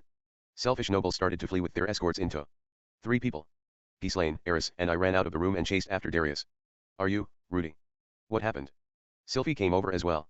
She doesn't seem to grasp the situation. What should I do, bring her along? No, Isolde is still in the room. She is looking down from the terrace outside while being stunned. She seems to have given up on chasing Orsted. Sylvie, guard Ariel-sama. Be careful of Isolde. We will chase Darius. Okay. I leave Sylvie and Luke to protect Ariel. With that last-minute judgment, we gave chase. Part 3. It is uncertain why Ariel screamed chase Darius. Maybe it was just in the spur of the moment. Don't let Darius get away. I wonder if it's because of the old woman's tale. Ariel must have another reason for me to chase Darius. She's also a dragon's dog like me. Maybe her reason is simply, don't let Hitagama's apostle Darius get away. Kill Darius. It's decided that I must do this. This way. In accordance with Ghislaine's nose, we run down the hallway. Ghislaine and Eris have no doubt whatsoever in Ariel's words. Chasing after a fleeing enemy, they wear stifled smiles. Feeling the adrenaline, I run down the hall steadily. Security is low. It's not entirely absent, but they seem to be after someone else. A voice saying, he fled towards the royal palace. Can be heard. Perhaps they are after Orsted. I saw them. With no disturbances, we easily caught up to them after a few minutes. Darius, with his huge body, was being carried by a bear. Heavy wheezing can be heard as they rush down the corridor. True. TCH. Looking back with a sharp glance, Aubert clicks his tongue. He supports Darius's shoulder, and flees into a nearby room. We immediately rush in after. And suddenly come to a stop. Darius catches his breath, while Aubert with his unsheathed sword is facing us. Coo. Writhingly Darius glares at me. Why did something so stupid have to happen? This is strange, too strange. Darius Dono, you have lived a long life, so you should have experienced this type of thing before. How about calming down and using your head to get us out of this situation? Aubert replied to Darius's cry. I did as God said. I shouldn't have been cornered like this. Darius refutes with a red face. My, so you're a religious guy. Then at least calm your breathing and pray for my victory. While scratching his cheek, Aubert took up his swords with a helpless look. Before us, he brandishes his sword's head on for the first time. And he introduces himself. North Emperor Aubert Corvette. To that challenge, Ghislaine and Eris quickly ready their swords. Sword King Eris Grere. Sword King Ghislaine de Dorodaya. Should I also introduce myself? While I hesitated, Darius pointed his finger at Eris. The one with red hair. Boreas. It's you. You're a Boreas Grere. Eris bit her lips and frowned blatantly. That has changed. I have provided various help for Boreas's needs. Darius didn't hear Eris's reply and shouted while spitting out his saliva. Even with Fido territory's disappearance, I helped them with gold. Come to think of it. Darius provided the capital to fund the Fido region search group, right? Although I heard talk that there was an ulterior motive. Being caught off guard, this part of me is a little weak. Ulterior motives of investors aside, many people were still saved by it. That's irrelevant to me. Eris spit out her words harshly. She is smart. James also received my help. James. The current head of Boreas, Eris's uncle. Installing him as Boreas' family head, and preventing him from being crushed by the all-out attack from nobles is also due to my help. It's a completely different matter. Because of that, the reconstruction of the Fido territory is also going well. No, that's a lie. I've seen it on the way to the royal capital, but reconstruction of Fido territory isn't advancing at all. Don't listen to that youngster. If Boreas had completely collapsed, other lords would have sold the Fido territory bit by bit and abandoned it. Putting it in that way it sounds convincing. Was that really the case? The reconstruction has not been going well is a fact. But were the alternatives any better? If that's the case, you should have helped old man Saros. Coming out clearly from my mouth, were those words. At that, Darius's complexion changed dramatically. Saros? Don't talk about that idiot, that toothless lion could never grasp the reality of the situation. That man tried to use the entire Boreas fortune to reconstruct Fido region without thinking about the consequences. I think that's a manly choice. But, well, you can definitely call it a bad move. The Boreas house is falling prey to other lords now, after all. I saved James who came crying to me. I killed Saros who was forcibly advancing things, and made sure that James would become the head. The Boreas house and Fido territory still exist. This was all possible due to my help. So help me. Please overlook this. That's not good. Saying such things about the late Saros. I think these two people may no longer be stopped. In other words, you're Saros-Aji-sama's enemy. I see, so that's how it is. At Eris's words, Ghislaine nods, they take up their swords and bare their fangs. Then, I'll kill you. Hi. Darius gives out a short scream. Aubert sighed. I guess that means negotiations have failed. Thus, the final round begins. Part 4. Fuyu. Has Darius collected himself? He sat on the nearest chair taking deep breaths. His shout just now is starting to look like a lie, with his calm-looking attitude. Aubert, can you win? Well, it would be better if it was just the two sword kings, but that magician is troublesome. With his back to Darius, Aubert is pointing a sword in my direction. He looks settled down, I guess. However, his eyes are not focused. He's looking and moving restlessly. Is that a feint? I know. The god also said so. God did. That a mage in gray-colored robe will come and kill me. I did as I was told. I destroyed all the magic teleportation circles in the area and had you withdraw to the capital, however this is the result. I won't believe in him anymore. Following Hitagama's orders, he moved about secretly, doing this and that. Like Orsted said, chess seems to be a weak point of Hitagama. Maybe he just doesn't like playing a two-player game. Do something. That's why I hired you. Your speciality is fighting while being outnumbered, isn't it? Understood. If by any chance I win, I will get a special reward, right? Oh yes, that's right. I promise. After that exchange, Aubert was facing us. He squared his shoulders against his opponents. Seeing this, Eris and Ghislaine straighten up. North God style. Red ink. Gay. The moment Aubert uttered that, Eris and Ghislaine reacted. But at that time, I already understood the meaning of red ink. I had heard from Orsted what kind of skill it was. Ground. A red carpet was laid on the floor. Also, a red ball was scattered beforehand without anyone realizing it. By the time we noticed it, it was too late. This is new. At the feet of Ghislaine and Eris, a big pop-pine resounded. Spreading under their feet, strong liquid adhesive was strewn, sticking the solace of the two to the carpet. This ball was developed by a certain North Saint pharmacist, an instant adhesive. Since the process is complex, I don't really remember how to make it. The impact causes the ball to rupture, scattering the contents around. The strong adhesive kept Ghislaine's and Eris's legs stuck to the carpet. Water flow. Using water magic, I washed off the adhesive on their feet. It is weak to water and loses its suction the moment it's exposed to moisture. But, Eris and Ghislaine's stance had already been messed up. Too unsteady for their kill moves, but with their well-trained legs they still nevertheless managed to strike. Too slow. Aubert has already started his next move. He immediately moves between Ghislaine and Eris. Ghislaine's sword stops. Eris's sword stops. They're taught in Sword God style, to never release a sword of light with allies in the way. First things first, you. Rudeus Gets. Aubert's target isn't Ghislaine or even Eris. It was me. Two swords with both hands are swung down to me. I see it. Thanks to the simulated training with Eris, my foreseeing eye has caught Aubert's sword properly. This bitch about to get clapped. Into the sword's trajectory. First move. He's about to get clapped, dude, I swear. North God style secret Aubert art. is about to get his ass Aubert's hand beat is by blade. Rudeus Aubert threw his sword into the air, 100%. lowered his upper body, and reached for the sword remaining at his waist. I see that. The foreseeing eye has caught the movement. To cover my right side, an earth shield shaped like a buckler has already formed. This shield made to parry Aubert's slashing power is heavy and very hard. Go. It's so heavy that my hand's movements are limited. Aubert's sword is already under my left hand. It's a heavy prosthetic hand made of high magic, there is nothing beyond the wrist, but it manages to receive Aubert's sword slash directly. Aubert tries to draw another sword while making a turning fall. The strike can't be avoided. Even if there was a way, there is not enough time to do that. I decided to take a risk. I jumped and moved my bent knee at him. Aubert's sword was received by my left foot. Something hot sears my shin. When I landed, my left foot felt like it had been squashed and bent. If you take a look at the area right below the knee of my left leg, it is dangling by a flap of skin. Pain came later. 3. I withstand the pain by clenching down on my teeth. I confirm my surroundings. Eris is moving, Ghislaine's also looking back, I'm standing here. I'm not dead. Aubert, enclosed by 3 people, cannot escape. Just then, something caught my attention. What now? Is Aubert trying to use strange ninjutsu again? That's not it. Something moves at the edge of my vision. It's Darius, pointing his right hand in our direction. Spirit of fire, everywhere between the sky and earth, I request for your protection. Divine protection of the great fire spirit in the place where the demand of the Ghislaine and Eris noticed it. The actions taken by the 2 women were almost completely opposite. Eris faces Darius, to stand between Darius and me, while Ghislaine approaches Aubert. Fire bullet. From Darius' hand, a mass of fire is released. Its power and speed, both unquestionably lethal, the fiery projectile was closing in. Fun. Goo. Eris cut the fireball in half. But, before anyone could notice, Aubert's kunao-like dagger had been thrown, penetrating her side. My vision returns to the present. Aubert, still retaining the posture of throwing a dagger at Eris, had received Ghislaine's sword. No, it wasn't received, Ghislaine's sword had cut into Aubert's shoulder. He had not completely parried the blow. His sword broke and he was thus cut. However, only shallowly. It did not sever his arm. Fu. Gay. Aubert flew to the back while backflipping. Eris lay Why the at fuck his is this landing chapter point, called launching a killing Rudeus' attack. Battlefield? But, Come on. probably because of the kunao in her side. I was Aubert expecting evaded it Rudeus to fucking easily. clap his ass, He's but put bro, distance come between on. us. I don't know what went when's wrong this to happening, confront bro? Aubert from a distance is When bad. we get Why is into it bad? it, please? That guy has a variety of skills. Come on. Not only that. My leg was sliced and I doubt Eris can run either. Now, supposing Aubert runs away with Darius. Then it will become Ghislaine alone. That's right. I have to do something to Darius. While discarding the earth shield, I directed my staff at Darius. Stone cannon. Oh. The bullet flew at a ridiculous speed, but it was received by Aubert's sword. However, this was within my predictions. That shot just now was not a mere stone cannon. Right where it was hit. The hollow point rock bullet which was cut into 2 explodes near Darius. I had developed this hollow point rock bullet while traveling the magic continent. The name is explosive stone cannon. Gugya. Fragments of rock and shell penetrating his eye, Darius crouches while holding his face. Nu. Aubert's attention slipped. There, Eris immediately seized the opening. Sword of light. Aubert, received it? He caught it with the side of his blade, the thickest part of the sword. But Eris' sword cuts through it like it's nothing, and her sword went into Aubert's arm. Too shallow. Because of her injury, the technique was not perfect. After slicing Aubert's arm, Eris's sword failed to cut deeper.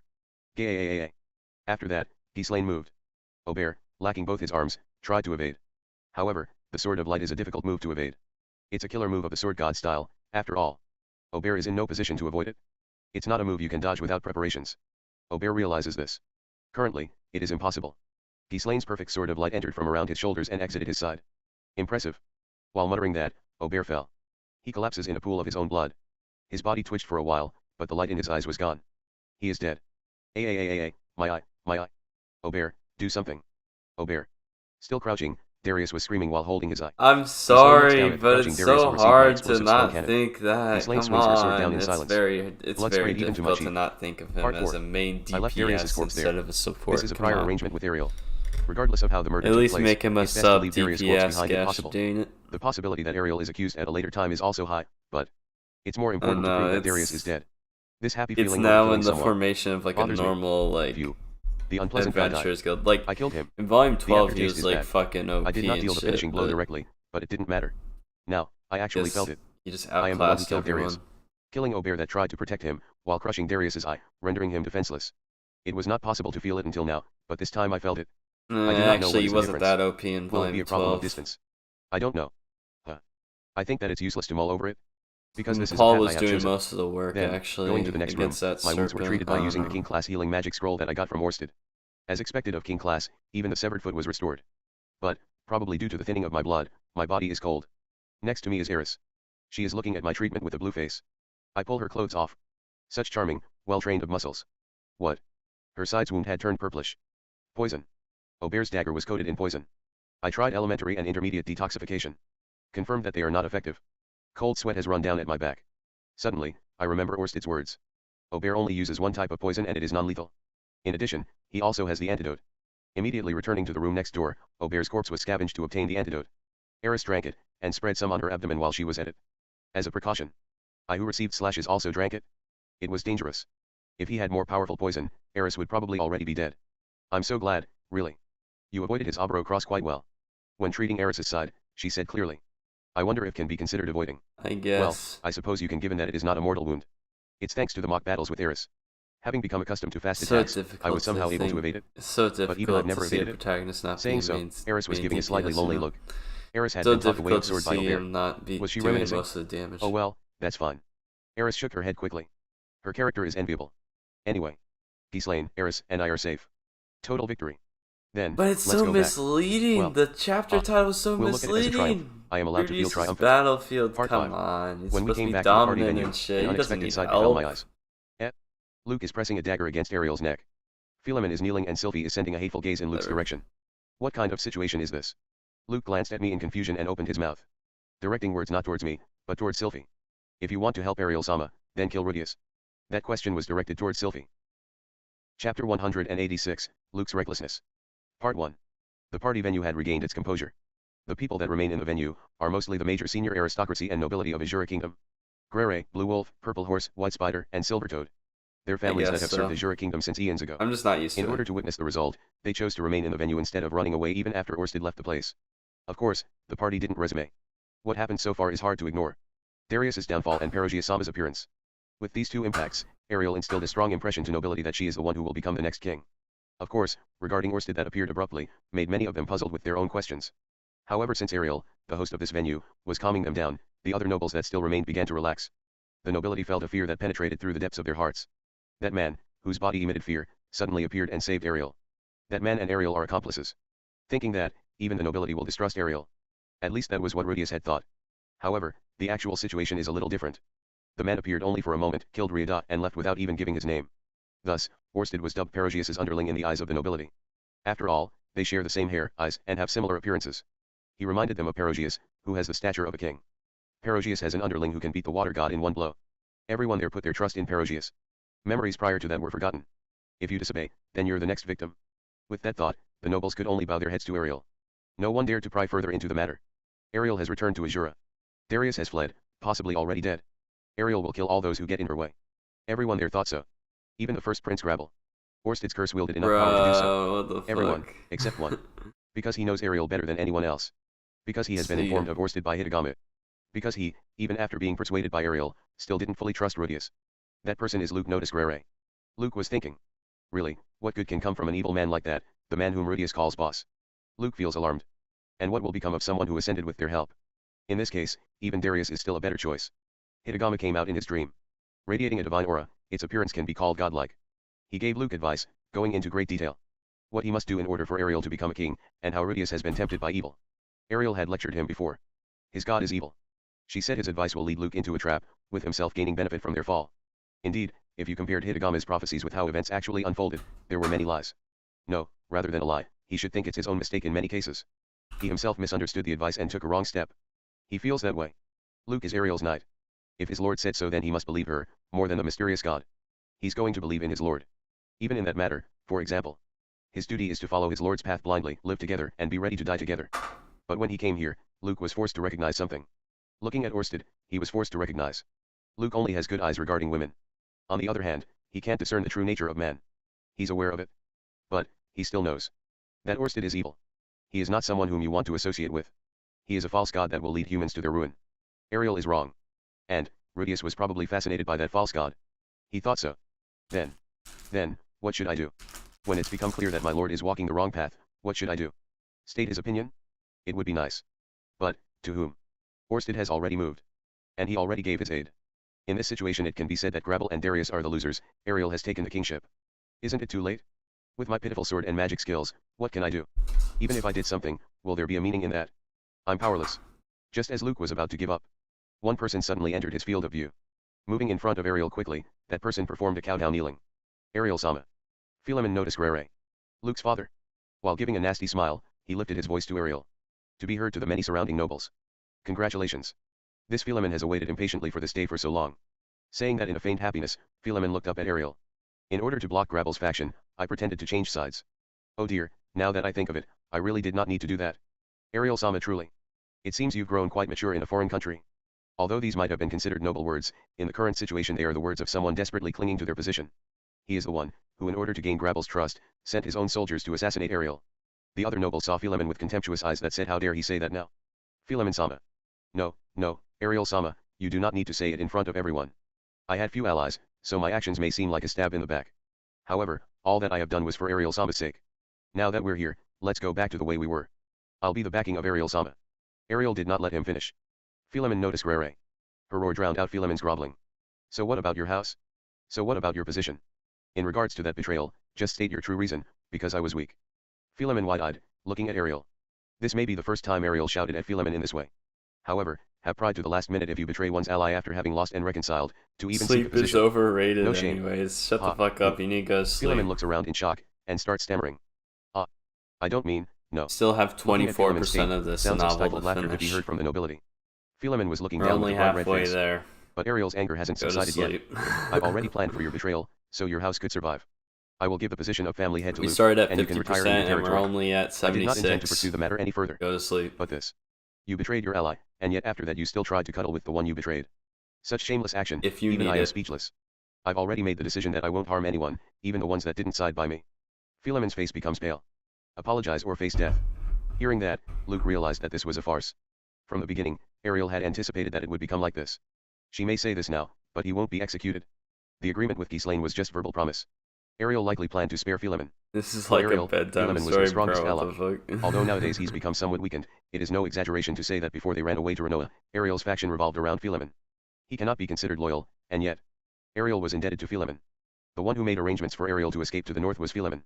The one who provided assistance to Ariel was Philemon. Ariel being alive now can be said is thanks to Philemon. She won't forget that favor. But, just because he was forgiven after the betrayal, he wants to come back again. Allowing this would have a bad influence on Ariel's political activities in the future. Enough, if you don't retract what you just said, I can't hide what happened just now, thus execution. Luke. Lend me your sword. At the very least, I'll personally perform the last rite for him. Listening to her words, Philemon saw Luke with a fearful look. His eyes were begging for help. Eyes focused on Luke. Luke was lost in response to that gaze. Part 2. Luke's perspective. Luke's I knew that my own perspective? father What was a the subservient and timid fuck? person. However, I also know there is no way it could be made known. Although he became a lord at a young age, my father's job was a doormat. Get out the Even in his son's popcorn. eyes he was a coward. It's been a while He was since dull. we changed Even perspectives. as a vassal he was degraded by grandfather, saying if only you were like Paul. His decisions as lord, in grandfather's eyes, were all unsatisfactory. When I was home, I witnessed this many times. My father would be troubled by his father, and I would suffer as a result. Now, such a father is about to be executed in front of me. It's inception, but father reaps what he sowed. The promise with Sword King Ghislaine is also involved. I would be lying if I said there was no possibility father was involved in the execution of Sorrow's Boreas Guerre. Father's and Sorrow's relationship was bad. Or rather, I would say grandfather and Sorrow's had a good relationship. The head of Boreas' house and the previous head of Notice house were like brothers. But Sorrows did not like Philemon. Before he became lord, Sorrows did not hesitate to insult father. Even after becoming lord, Sorrows sent complaints and badmouthed him at every opportunity. So, when Sorrows was in trouble, I do not think it strange at all if my father had his hand in Sorrow's execution. If it was father, he would do it. Well, although I was upset when I heard it, that was due to Hitagama's lie. When I see father's face after 8 years, he looked much older than the father I remembered. The father that I met for the first time in 8 years looked small. Suddenly, I remembered when I had wanted to talk man-to-man with father. I was young, I had a lot to talk about with my father. In retrospect, it seemed father favored my eldest brother. As the second son, I have come to terms with this. My father would not discuss important matters with me, but, when we did talk, he never held any bad intentions towards me. I did not know anything, and my father told me as much, but he helped me find my own answers. Although he told me think on your own, he still helped show me the way. He is still my father. My father is rarely right. He's clumsy and always makes mistakes in his decisions. But that father was always working hard for Ariel. Since we were ambushed as we departed for Azura Kingdom, I have been struggling with that father as an enemy. Why did that father act so selfishly? Although I refer to him as selfish, father was serving as the family head, so he had a duty to protect the house. After Ariel escaped from Azura, father was forced between a rock and a hard place trying to protect the house by aligning with Gravel. He even sent his soldiers to that ambush in order to protect the house. Father was desperate to gain Gravel's trust. Ariel-sama, please listen to my request. What is it, Luke? Will you please forgive my father? Ariel is facing me. Her eyes are cold. Recently she has been looking at me with those eyes more and more. Particularly since she discovered father's betrayal. I cannot do that. Is this because of the promise with Ghislaine? No, this is because I cannot afford to allow betrayal. That's right. Father and Ariel, no matter how friendly they were. My father betrayed her in a major way, and he even sent his soldiers to kill Ariel. If she allows this, she cannot maintain her rule. Even I understand this. However, after all he has done, will Philemon Notice Guerre still meet such an end? I do not know what that false god did to them. 1. Rudeus and Ariel also might have been deceived. But, my father has betrayed Ariel. To rejoin Ariel's faction now means that he will have defected twice. Calling it a shameless act is true. But I don't want this. I drew my sword. Luke. I'm sorry. What? I did not know how I came to such an action. Before I had noticed, I had grabbed Ariel from behind. While holding my sword to her neck. Luke. What do you think you're doing? Sylphie noticed immediately. She is glaring at me with a stern expression. I can feel her killing intent. This is the face that she absolutely never lets Rudeus see. In her hand is a wand for an apprentice magician. A small wand just like the one I used when I started to learn magic. However, I know. That wand can fire magic on par with even the best of Azura's court magicians. Such a thing is aimed directly at me. Sylphie, do you not think it's strange? I think the strange one is you. Who do you think you have turned your blade on? I'm aware that this is strange. It's more like I do not know what I want to do now. Everyone's side has focused on me. The nobles are wearing expressions as if they don't understand what's happening. Is this it for me? Is this right? Sylphie, do you really believe that man? That man? You mean Orsted? What are you talking about suddenly? What does that man have to do with the situation? Answer me honestly. To my strong tone, while holding her wand, Sylphie replied in a low voice. I do not trust him. Then why? Why do you follow Rudeus? Even after he became that devil subordinate. It is because I believe in Rudy. I do not know the meaning of her words. Rudeus has become Orsted's subordinate. Didn't his behavior change? Isn't he being manipulated by Orsted? Honestly, it is not like I want to draw Sylphie to my side. However, since Sylphie married Rudeus, she hasn't been thinking properly. She's been blindly following Rudeus. It's as if she no longer has her own opinions. The one who taught her this was me. Listen in silence to what your husband says to gain his love. He must have taught that to all his wives. At least, I knew this because my mother did not do so. She didn't love my father, which led her to leave the house. Did you even think about it? That even Rudeus can make mistakes. Sylphie was incensed. I know that. But Rudy is moving with the thought of protecting us. For us, to not hold our head down and appreciate his efforts, is like exposing our ugly side. I do what I must do, rather than saying anything that would annoy him or cause any misdirection. I take his side, because I will support him from behind. Sylphie answered clearly. Rudeus was her only concern. In the last few years, I think she's changed quite a lot. In that case, does Ariel-sama still matter to you? As I said that, I pressed the sword against Ariel-sama's neck. What I'm pressing against her neck is the flat of the sword. After this, I will be executed as a traitor, but I cannot afford to scratch Ariel-sama's skin. The skin of a woman should always be beautiful. How dare you? That's really true. And then, behind Sylphie, I saw Rudeus appear in the entranceway. His eyes started to widen at this scene. Hey, Sylphie. You'll respect Rudeus's opinion, even if that opinion comes from that evil Orsted? Yes, I will always believe him. In other words, it's this situation. I'm watching Rudeus. He's trying to figure out the situation, looking over the surroundings restlessly. His eyes stopped for a moment, but soon turned away, looking disappointed. He had seen Perogias. Despite being in such a situation, Perogias is still sitting on his chair at the head table. He almost looks as if he's enjoying a particularly funny play. If you want to help Ariel-sama, then kill Rudeus. Sylphie's eyes widened. If I said that, what would you do? Sylphie has not looked behind her. She should not have noticed Rudeus. If you had to choose between them, who will you choose? Even if I do say so myself, this is a nasty question. I wonder why I ask such a question. It's off topic. I choose Rudy. Sylphie didn't hesitate with her answer at all. At a rate that can almost be called an immediate answer, she answered yes. I know it's a bad choice for Ariel-sama, but if I'm forced to choose, I cannot turn my back against my husband or my child. Just a little bit, it is a lonely answer for me. It must be a lonely answer for Ariel as well. Rudeus is posing like incredible, holding his mouth with both hands. This guy, even after arriving late, is frustrating. I will follow Rudy. I do not know what the result will be. We may fall into some serious problems, and may end up being killed by Orsted. But even at that time, I'm going to support Rudy. That way we will remain married for life. Those words struck me like an arrow. Oh, so there are things like that. I felt something churning in the pit of my stomach. Lost in my own thought, I only felt one answer come out. Ha. A small sigh came out. Really, I wonder what I'm doing. Did I made a mistake and put Ariel in danger? I also, even if she did not like that, wanted to be there for Ariel. As her knight, our relationship is not unlike being married for life. Orsted is the false god. Between Hitagami and Orsted, Hitagami is certainly more believable. However, between Ariel and Hitagami, who's more believable? It goes without saying. It's fine to just watch over Ariel's choices, obey her, and then protect her, without any regard for myself, if anything goes wrong. I was fine with that. All my reason is coming back to me. So, Luke. Ariel finally speaks. She has been silent all this time until she heard my sigh. In the end Sylphie chose Rudeus over me, will you cut me down then? What? If so, I want to talk to my little brother before I'm cut down. Can I at least ask him to grant safe passage for Sylphie and them out of the country, please? Ariel said so in a low tone. Are you not going to ask me why? Yet. I was saddened. After everything that has happened I have no excuse, but she, Ariel, thought that I was betraying her. The one who has been together with her for as long as I can remember. The one who has served her so faithfully all these years. The one who would gladly serve as her shield. Even now, the first one that I've always thought of is Ariel-sama. She thought I was someone who would betray her at the last minute. However, with her following words, that idea disappeared. Just one thing, Luke. I am your princess. Tears almost came out. For me, that word was enough. Even now, Ariel still sees me as her knight. She didn't think I want to betray her. She thinks that I absolutely won't betray her. This, even in a situation with a sword pressed to her neck. And she did not think that I wanted to betray her. Discarding the sword, I released Ariel. The tense atmosphere immediately relaxed with the dry clang. I knelt and looked up at Ariel. Eyes frosty as ever, she looked down at me. Luke, what are you? I'm your knight. Ariel smiled softly. Looking at that smile, I bowed my head. It was opposed to show the neck by dividing the hair. So, please cut the neck of this traitor. I still don't want to die. I still have many things I want to do. But, it is good. I'm satisfied. Ariel picked up the sword, and lifted it heavily with one hand. She strikes my head with the blunt side of the sword. Dull pain courses through my brain. Luke. You, the playboy, unable to endure your sudden urge, hugged me and groped my body. Originally it is an act that is not allowed, but given that I was also horny, I'll forgive you. I looked up at Ariel. Smiling mischievously, she gave me a wink. That smile is one I haven't seen for a long time. Nowadays, she only carries a fake smile. This is the smile from her younger days. Ha. I was forgiven. Even though my speech and action were a betrayal, I was forgiven. I was not blamed. Well, then.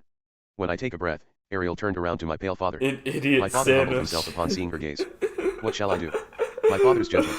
By forgiving my betrayal, the air in the place has changed a little. That's a good one. Generosity seems to be in the air. However, my father's crime is heavy. He tried to take Ariel's life. If you try to make excuses you will not be forgiven as I was. You did not act without reason. While I was in thought, Rudeus approached us and spoke. Earlier, Darius had claimed that Saro-sama's execution was his own plot. Philemon-sama didn't participate in it. What happened to Darius? Dead. I killed him.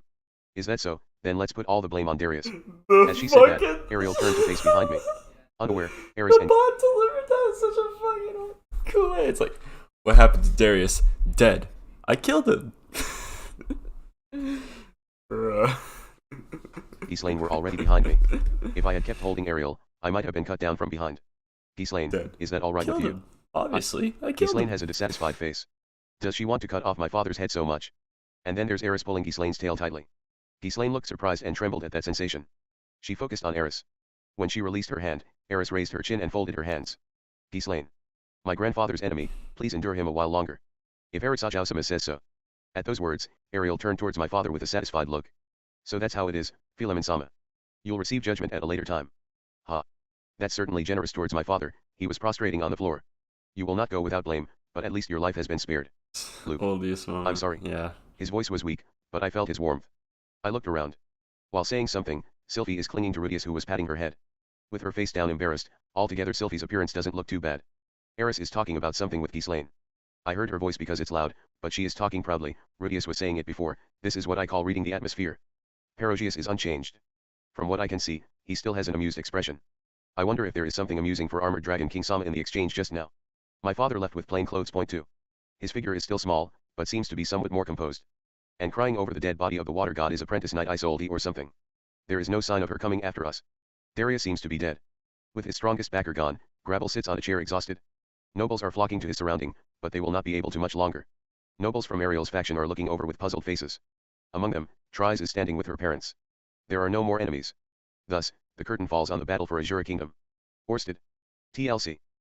Chapter 187, Truth of Orsted and 10 Days in the Capital. Part 1.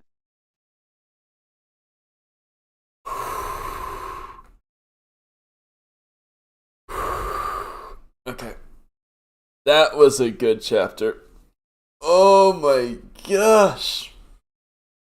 The Ober fight was kind of a little underwhelming. I don't know. I expected a better fight scene than that.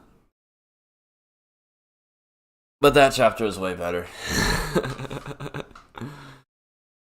Fuck. That was a good one. Enjoy isekai politics. That wasn't the main reason why that show that was entertaining. Mushoku Tensei tends to do this very well. Whenever it switches characters' perspective, it's always for a pretty good reason. And we just got that in this chapter. And of course, it fucking nailed it. I think it was a lot of it was just kind of like entertaining seeing Luke be this stupid, you know? Yeah, I still dislike him. Fuck him. The whole chapter was just him being an idiot sandwich, but it still wasn't entertaining. It still was entertaining.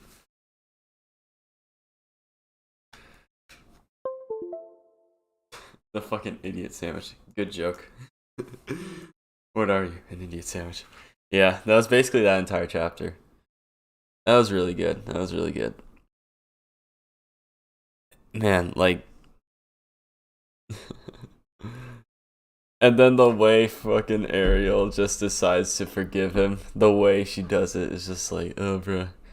Yeah, you were horny. It's like, we love Ariel. I don't really care for Ariel too much, but sure. Y'all can do that. I allow you to. I permit Ariel fans in here. You know, I allow them to exist. I can't unsee Ariel as Gordon Ramsay.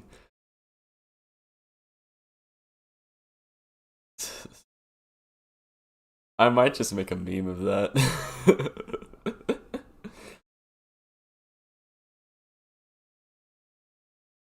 Oh my gosh.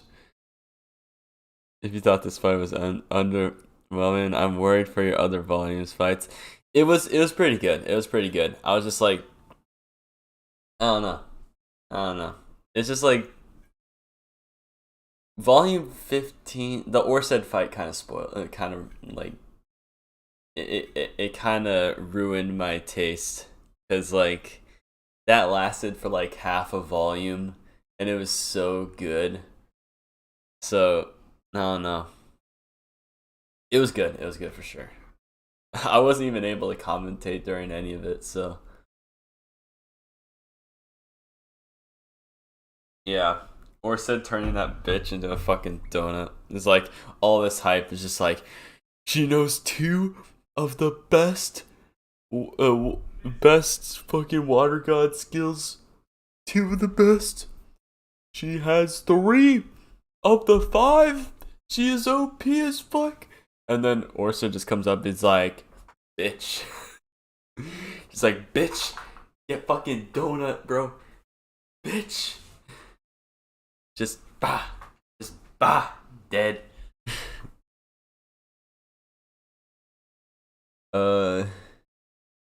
Really good. Oh, what's on characters? Ria's one. Well, she's dead now, so fuck that. She's gone. That bitch is dead. She's a literal water god, and it's like comparing a light bulb to the sun.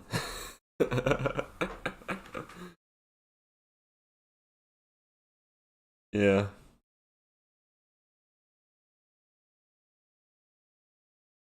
Anyway. 10 days have passed since Darius was defeated. Defeating water god Ariel, defeating Ober, overthrowing Darius, and Perogias coming to the Azure Kingdom were enough to overwhelm Grabble. Philemon was stripped of his position, and now he is under house arrest in his territory.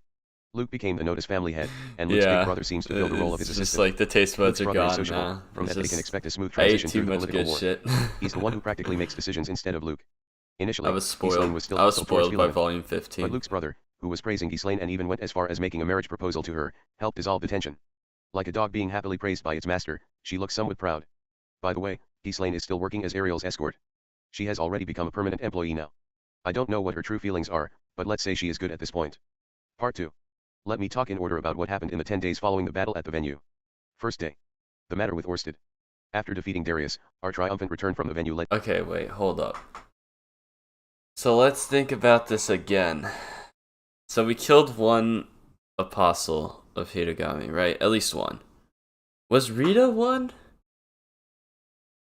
I don't know. Cause we had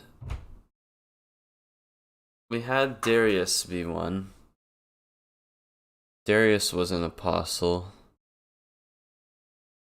Rita was one too. Or was Darius just like constantly in communication with her? Oh fuck. This shit's confusing. I need a roadmap. It's very unclear. Everyone was talking about Hitogami Ariel, but I was exhausted and retired to my room. Chapters. I can't even keep track of this shit. To my room, so many people are fucking dying. I can't keep track of this shit. Honestly, because I was dumped in the diary, I was feeling a little anxiety. For her to probably choose me in front of so many people. She's a better girl than I deserve. However, Sylvie also seemed tired. At the end of the game without having to rush the second round. Sylvie fell asleep peacefully. What the fuck? Wait, what the fuck? Wait, hold up. Couldn't he only control like 3 at once?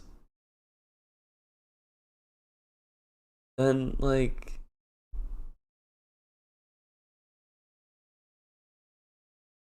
shit's fucking weird. Yeah, I don't know. With cold water to cool myself.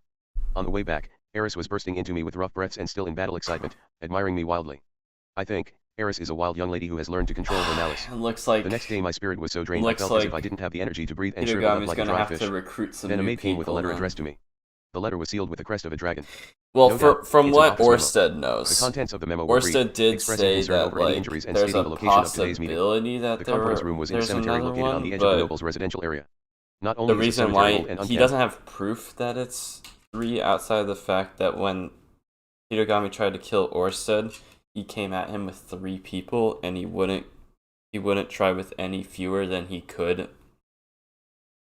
So that's the main reason why he thinks it's 3, but he can't really like confirm that it's 3.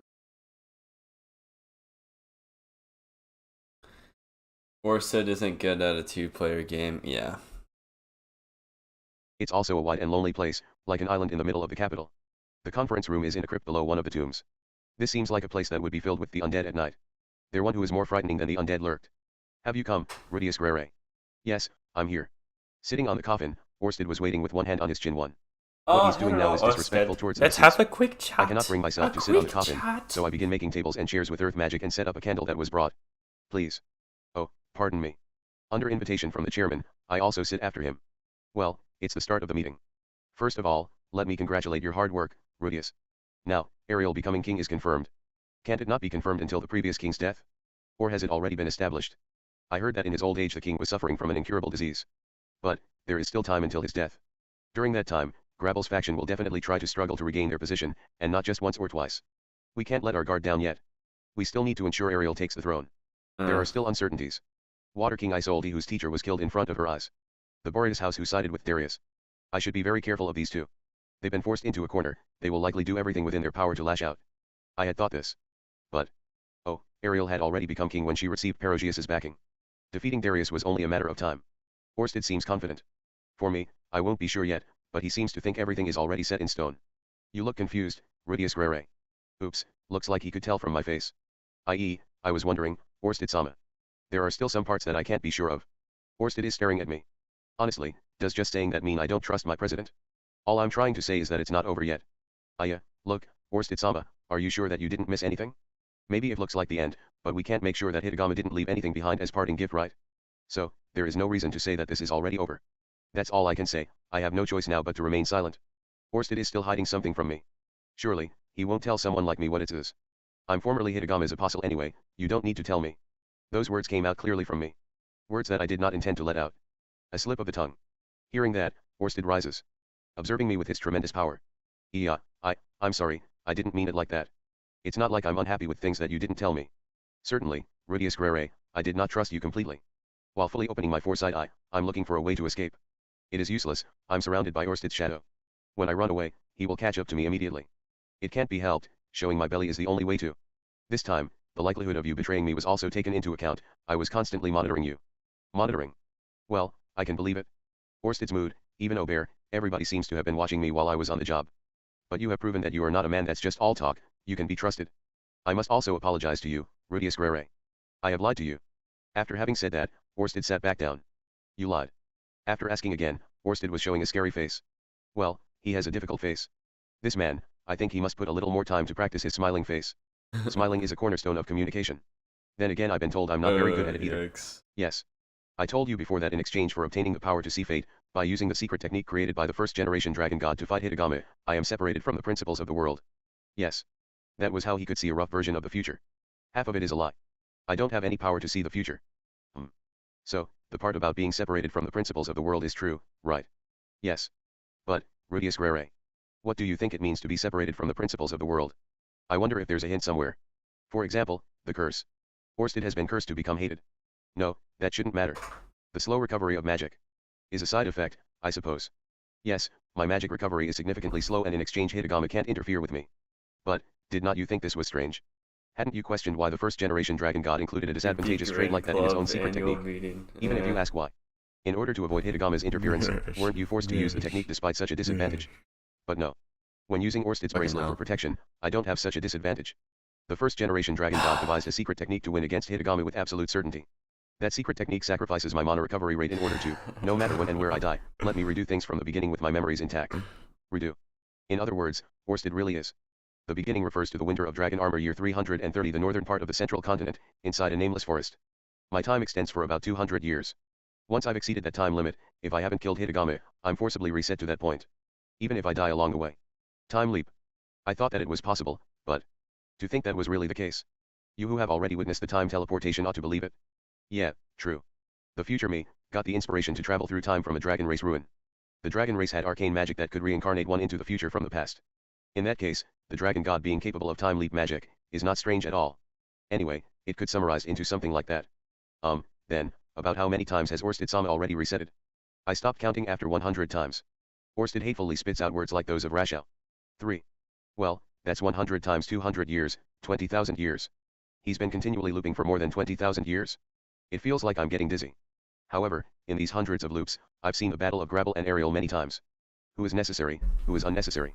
What is needed for Ariel to win, what is needed for Grabble to win? And at this stage, Grabble can't make a comeback. Ariel's victory is guaranteed. Is that true even if Hitagama is involved? Yes. Because Hitagama doesn't carry over his memories, he doesn't know that I reset, but I know of his existence, and ever since I began fighting him, I participated in battles like this many times. And in all of those patterns, at some point Hitagama backs away. And you're saying this point is one of them. That's right. I get it. Orsted's explanation sounds convincing, he's seen this fight play out hundreds of times, he has tens of thousands of years of experience. Then there may be exceptions. I suppose at some point, when put in exactly the same situation, people will take similar actions. However, the situation is never exactly the same, so the possibility of an exception should exist. So, you can be at ease. If we've already brought things this far, Ariel will be king. I understand. If you're saying that, then Ariel will become king. Orsted will only lose confidence in me if I have too much anxiety. Orsted-sama. Can you really win against Hitagame? Yeah, I'll win. I've already established what's necessary and what preparations are required to defeat him. You're here this time too. I am only one step away. Then, I will believe those words. Although Orsted can't see the future, and it seems like he's been reset many times now, it doesn't matter. Because I have no choice but to do this. Let's do my best. In order to protect my family. Yeah, it's just scary or super. Isolde came to visit the mansion we're staying in. By the way, he Ariel still has gave a me scary this house. face though. It is one of Ariel's private houses. Super still has a it's smaller scary than face. her second house, it's still about 2 times larger than my home in Sharia.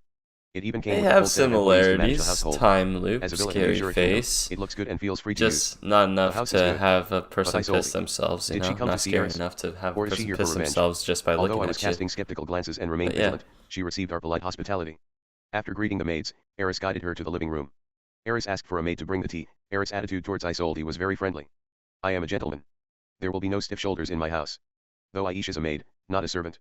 Isolde seems curious about my presence. Point 4. While being vigilant, she bowed and began introductions. Nice to meet you, my name is Isolde Cruel. Me and Eris became acquainted in the Holy Land of the Sword. Please treat me well even after this. Thank you very much, my name is Rudeus Gets husband of Eris. After my greeting, she blatantly frowned. So. It's you. Yes, it is me. It seems that I'm quite hated, though I knew that from her conversation with Eris the other day. Yes, I'm Rudeus. The one who ditched Eris, and also married another 2 wives after that. Yes. I know this feeling. It's the same feeling I have with Cliff. A newcomer to the Millis congregation. Surely, I had mistaken you with that womanizer knight named Luke. Well, I didn't mean to lie. No, it's fine, because I just misunderstood. Isolde was smiling and looking quite glad. Nevertheless.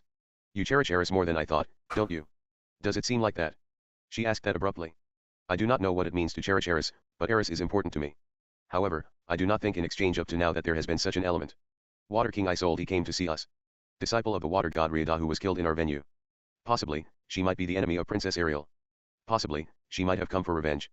Possibly, Eris might pull out her sword. I need to protect her. I need to fight with her.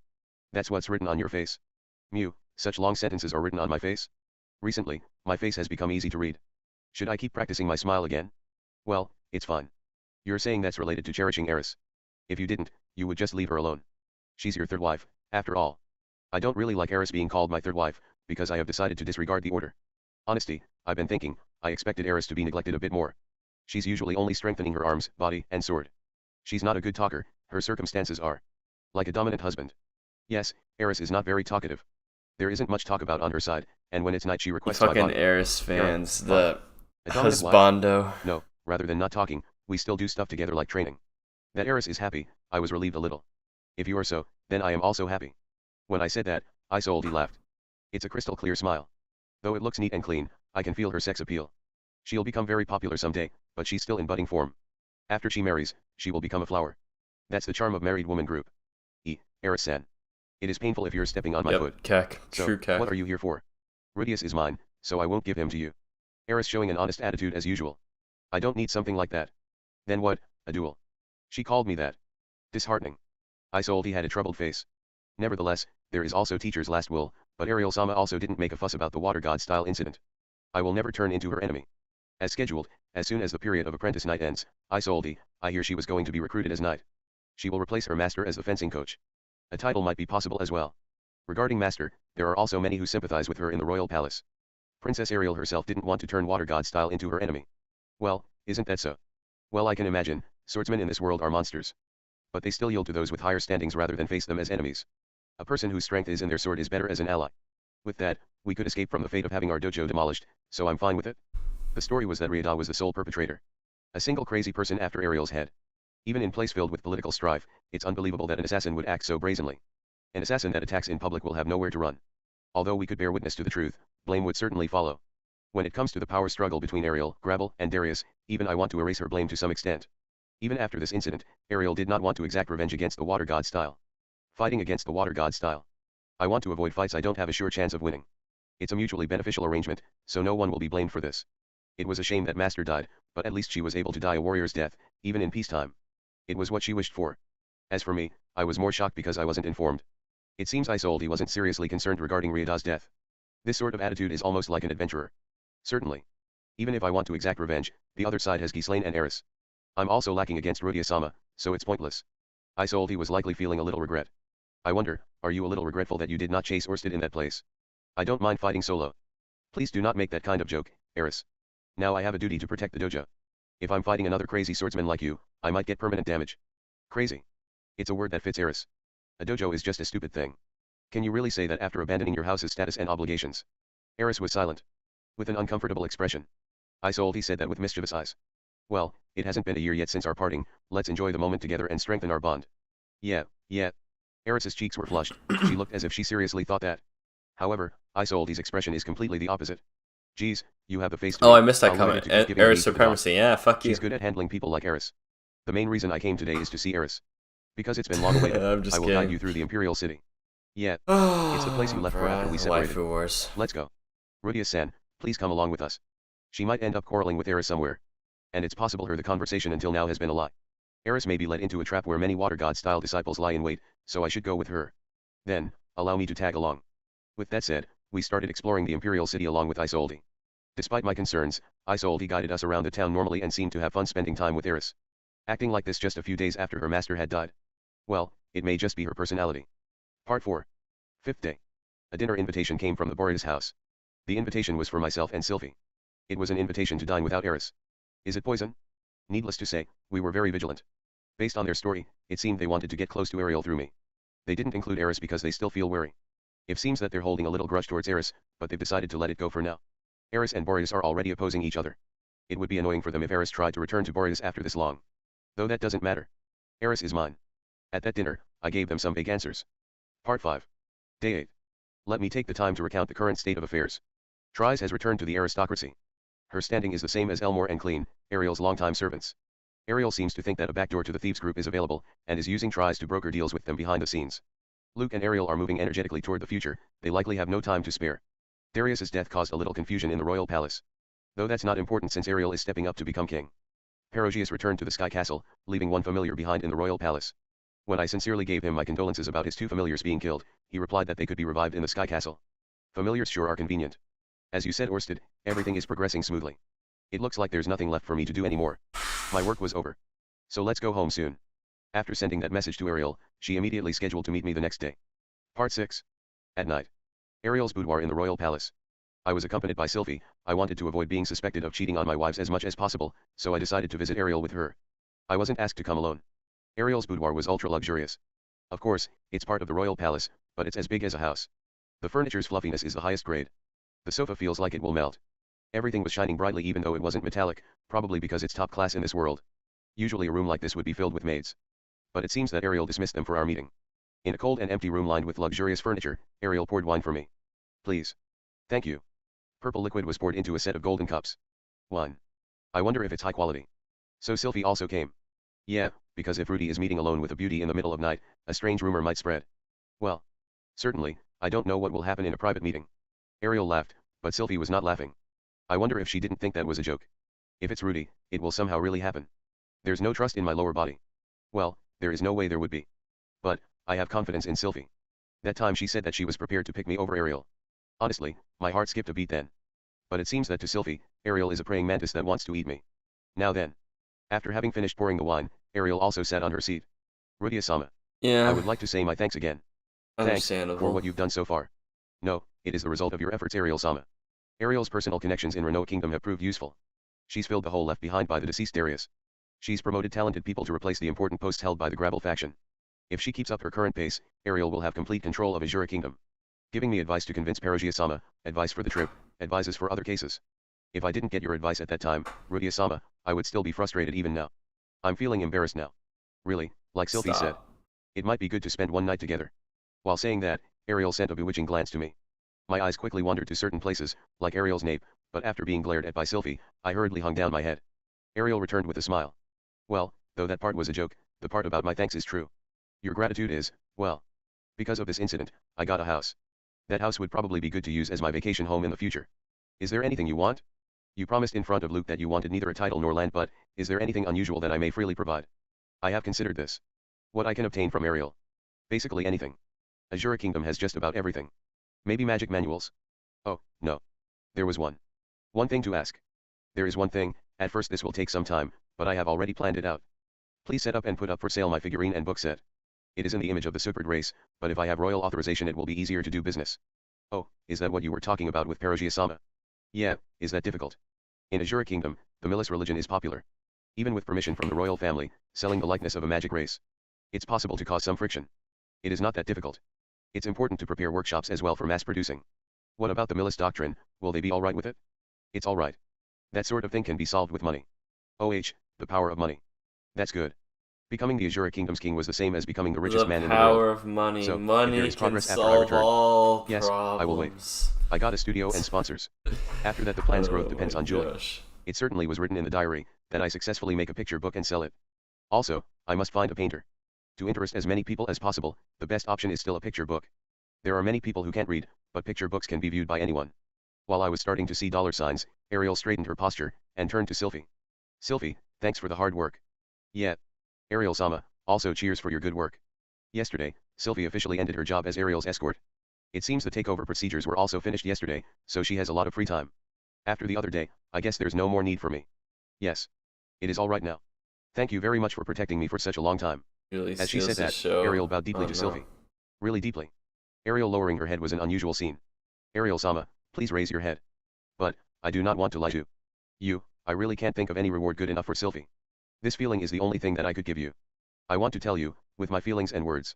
You've helped me very much. It's okay, because we're friends, of course I'll help you. While saying so, Sylphie continued to grip Ariel's hand. A friendship for 10 years, right? It's nice, a relationship like this. But Sylphie, I'll come to play sometime. Yeah, well, if you have any errands towards the Renoa. I doubt it's a place you can just show up at. Well, when I'm a guest at Renoa Castle. At that time, I will send the invitation. Haha, that's like a VIP guest. Then, Ariel and Sylphie spent some time talking and laughing together. While listening to them, I was reminded of when I met Sylphie for the first time. It was an image of Sylphie walking all alone. The Sylphie who was pelted with mud balls by other children, failing to offer any resistance. That Sylphie was now talking and laughing with the princess of a country. Such a thing, was somehow, quite the happy scene. Then, the day I leave Azure Kingdom arrived. Hozu. Okay. Surrendering. From Hokuto no Ken. She thought Era's husband was Luke. We're good. Previously. Reminder, Era equals oh my. What the fuck? Chapter 189, Return and Determination. What the fuck just happened? Oh my gosh, dude.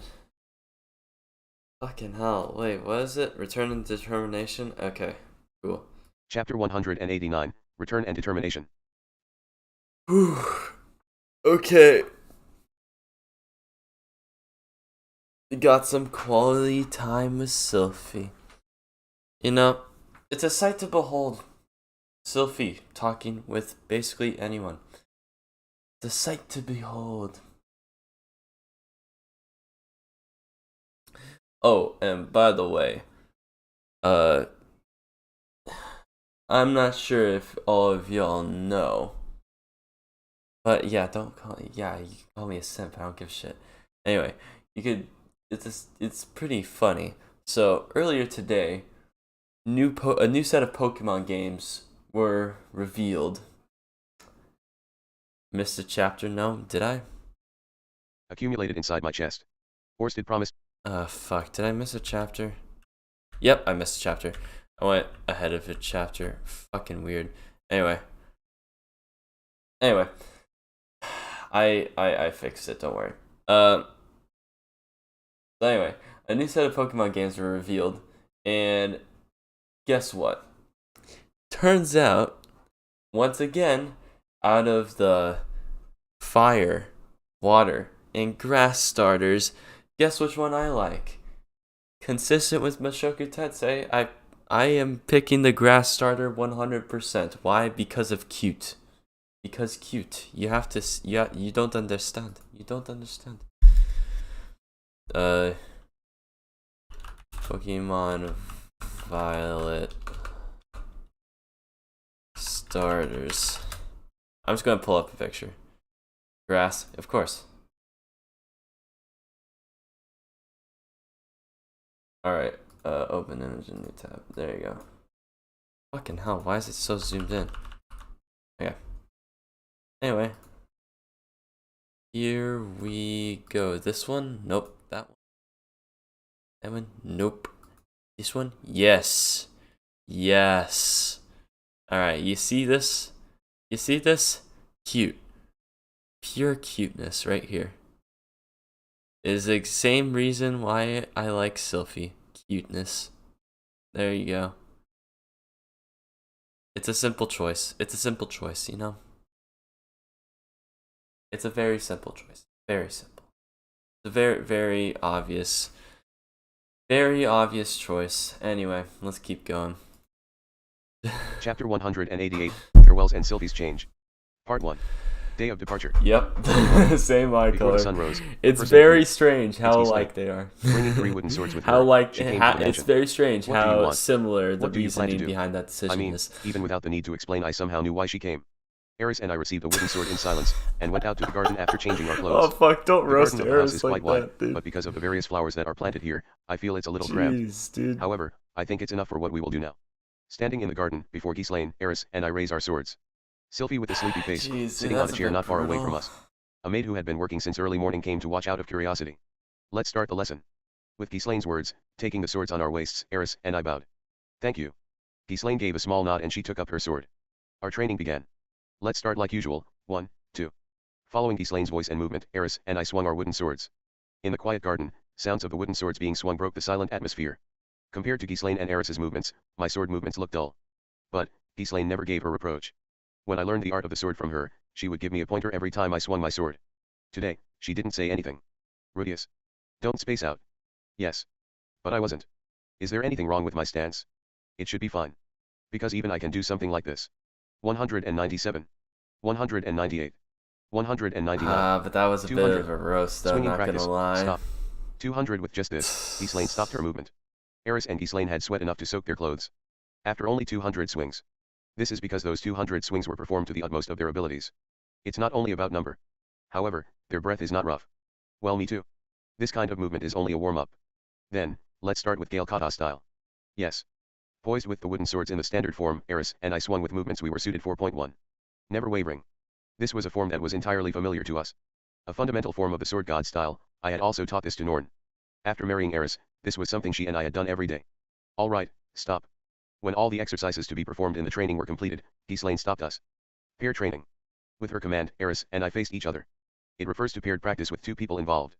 In most cases, it's called hands-on practice. In Kendo, the one who receives the attack is the senior. Okay, But back now to Eris is this the one who's shit. attacking. Hold up. It was like that long ago. Are you sure? Are you sure you looks like the strongest one? Are you sure? This guy looks like a mafia boss. This one's like, yeah, whatever. He looks like a fucking apple, and this one, just cute. So, tell me, are you sure he's strong? I don't know. I don't know about that. I don't know. Yeah. Let's continue. It's still like that even after marriage. Then, it's still practiced even now. Eris used flamethrower. Fair enough. With Ghislaine's words, Eris started attacking me. Because it is only kata, she isn't so fast. But I couldn't keep up with her attack speed, and it ended without me making a move. You know what? Of course, there is no such thing as holding back in sword god style. Eris in the past had no control. Now she does. Switch. Now it's my turn to attack, but my sword couldn't reach her at all. There's no need for me to hold back either. Not only that, spam in the chat. Spam. Eris and me. You will take a bigger portion of the screen if I use now. foresight eye, but I don't use it this time. Because I didn't have it when I was in Fido territory. So I don't use it now. Alright, stop. In response to orders from Ghislaine, Eris and I stop our swords. If it is the usual, we would follow by practicing the basics. My foresight eye and Eris, neither of us need basic training. The result is obvious for whoever saw our match. And, when I was thinking that, Ghislaine looked at me then gestured to the sidelines. Rudeus. You're out. I fall back, Ghislaine came to replace me. I took about 5 steps back and sat on the lawn. Ghislaine facing Eris, she raised her sword to her hip. You do see Eris, yourself, this is the last. yes. Yes. Eris nodded, setting up her stance. She had not taken a proper upper body stance during her training with me. Ghislaine took an Iaido stance while Eris pointed her sword to the heavens. Those 2 stances are in contrast.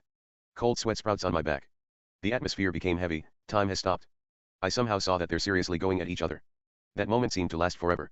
There, a breeze could be felt. There was no signal. And KOOO on, only that sound rang. My eyes couldn't keep up with their movement. I was only able to see the result. Both of their swords moved in a flash. If there was any difference, Ghislaine's sword seems to be deflected slightly. While Eris's sword, if slightly moved, could have struck Ghislaine. For a while, those 2 didn't move from their previous stance. After a little while they slowly draw back their swords. Eris's lips forms a shape. Ghislaine gives an earnest face. Giving a small nod, Ghislaine said.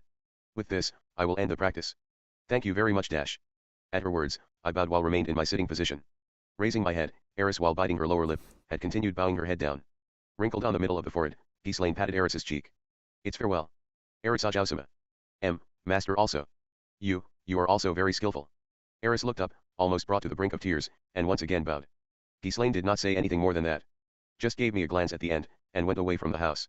From her eye, will to ask the young lady can't be true to her own feeling point too. It would not be a misunderstanding to me. I stood up for Ghislaine, and once again, bowed by bending my waist deeply. She taught me the sword art, she protected Eris. I can't thank her enough. Yaa. Yaa. The moment Ghislaine was out of sight, Eris cried. While shouting to distract herself from the sadness, in a voice like it could reach forever, she cried. Part 2. Before our departure, many people came to see Sylvie off. Although most of the people who came were nobles from Ariel's faction. And most of them did not even know that Sylvie was a woman. They were surprised to hear that she was married to me. However, just because of that it's not like their attitude toward Sylvie changed. They left again after saying a short thank you. Sylvie has corresponded with a smile to those people. It probably was not a very polite manner. I'm tired of this kind of thing, I said while grumbling. The next ones that came to Sylvie were 2 women. Elmore Blue Wolf. Clean Elrond. 2 people I am not acquainted with, but they're Sylvie's close friends. That I see them sometime and they had also told their farewell in tears. Towards the end, Luke came. He could only spare about 15 minutes. As Ariel's assistant, and as a local lord, he has become more and more busy and came to say goodbye during a vacancy in his schedule. Sylvie. Take care of yourself. Yes. Luke looked like he felt a little guilty towards Sylvie. It seems he finds it hard to look her in the eyes. Sorry for the thing that I said before. No, Luke, at that time you were feeling uneasy and it could not be helped. But that shows how much you really care about Ariel-sama. If it was me, I couldn't bring myself do that. Is that so? Thank you. You're welcome. I also said some strange things before. Indeed. After saying that, both of them laughed. After they had laughed for a while, Luke looked for words with an while giving a wry smile. And Luke dropped a bombshell. Sylvie, if you no longer have a place at Rudeus's home, come to my place. The moment I heard that, my body became stiff. I mean, you know, it's not the place for a marriage proposal, right? I would prefer if you did not say that when her husband is right next to her. I won't break up with Rudy. Or even if you said that I won't marry Luke even if that happens, okay. No, it's not a marriage proposal. However, if a time comes when you don't have any place to go, I won't hesitate to welcome you. Luke sounds so manly. Putting romantic feelings aside, he'll be there for you when you need him. Don't say something so confusing. But, cold sweat can be seen on Luke's forehead. I wonder if Luke feels some unrequited love towards Sylvie. And you keep saying that you're not interested in women that have no breasts. No, that was also a hidden warning to me. I need to do better.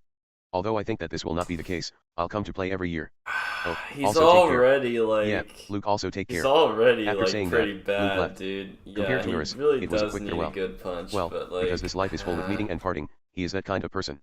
It's a long life. It's understandable. As long as we live, there will be the opportunity to meet again. We already Rudeus. know. While in It's thought, not Luke came to me. unheard What is of. this about? I guess. We already know he's You want to fight shit. again? It's fine. I'm sorry for doubting you during our journey. He apologized. No, it can't be helped since I did make many suspicious moves. Luke was tricked by Hitagami that time. However, in the end even I saw Ariel and Luke as pawns. I was wary of their behavior, actions, and speech. Although I knew that the possibility of Luke being Hitagami's apostle was high. Since he is not alone in this, he is not at fault. Beside, I also doubted Luke senpai, so we are even. I am saved by those words. Luke smiled as he scratched his cheek. Rudeus, if you become unsatisfied with Sylvie's body, then come to my house. In Notice's house there are plenty of beautiful women with a great figure. Luke. At Sylvie's angry voice, Luke's body shook and shirked. He was barely able to smile. That was just a joke. And, Luke returned back to his horse.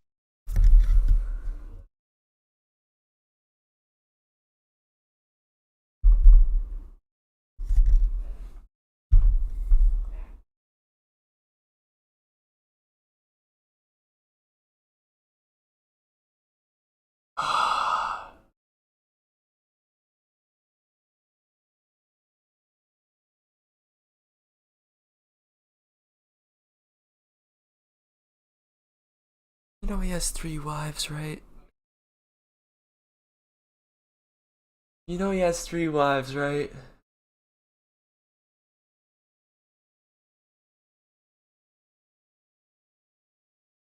Oh my goodness.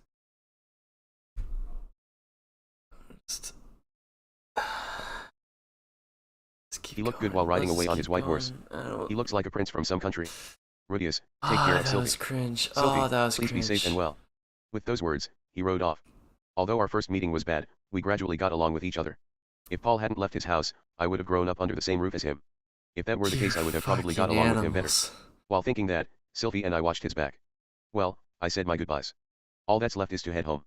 Part 3. No. There is no need for a long journey back, Perogias can send me. During this 10-day period, Perogias seemed to have assembled a transition magic team at the royal castle. Go to the Sky Castle with him, then teleport to the ruins near the outskirts of Magic City Sharia. From there, home sweet home is only half a day away. What a disappointing way to go back. From what Eris described, it looked like she was hoping to take a month or more on the way home. What? I didn't cry like an idiot. And, I was beaten. No, I think that farewells are important. But I did ruin the moment. Eris's precious tears are too good. But I can understand what Eris was thinking. Ghislaine also seems to think the same way. Like student, like teacher. Among them, I just abruptly appeared. Hey, it's not like Perogias is charging us transfer fees. For him it is a simple matter. But no, it won't do any good for me. It's an emergency route. More! Orsted is also capable of creating magic teleport formations. More! We might be able to build a direct route to each country, not only in the Azura Kingdom. If those magic formations were known only to us, then not even Hitagami could destroy them. Alright. Next time I'll propose it. Part 4. Since using magic teleportation circles are forbidden, we left the city and secretly snuck back in, to enter Perogias' Sky Castle. By the time we got there, the sun had completely set. Therefore we were allowed to spend the night in the castle. Currently I am in one of the Sky Castle's rooms. With me are Eris, Sylphie. Before, we arrived with 8 people. Now, only 3 people returned. As expected, I feel a bit lonely.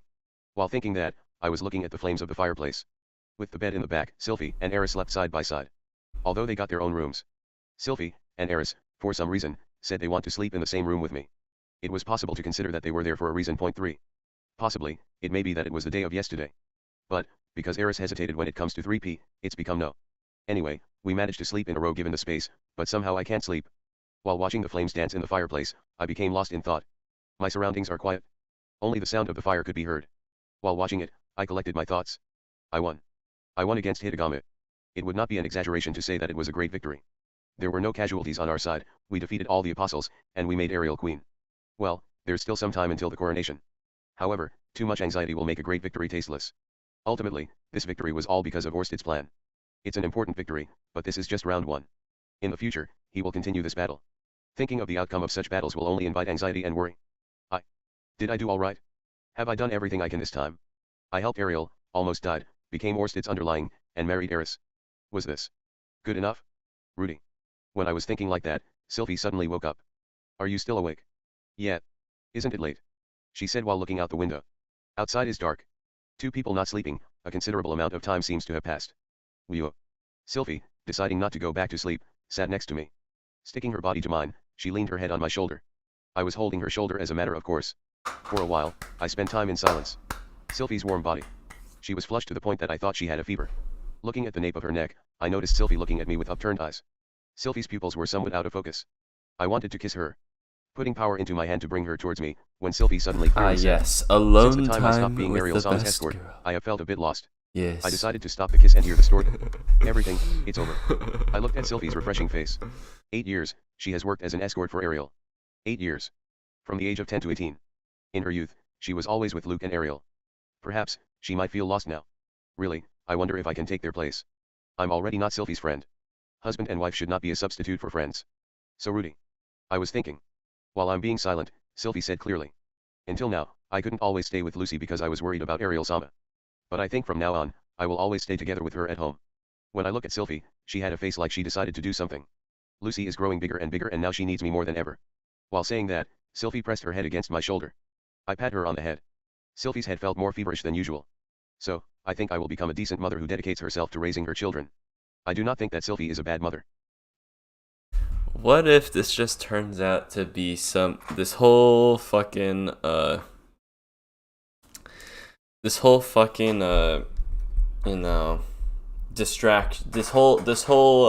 royal palace shit. What this whole royal palace shit was just a distraction.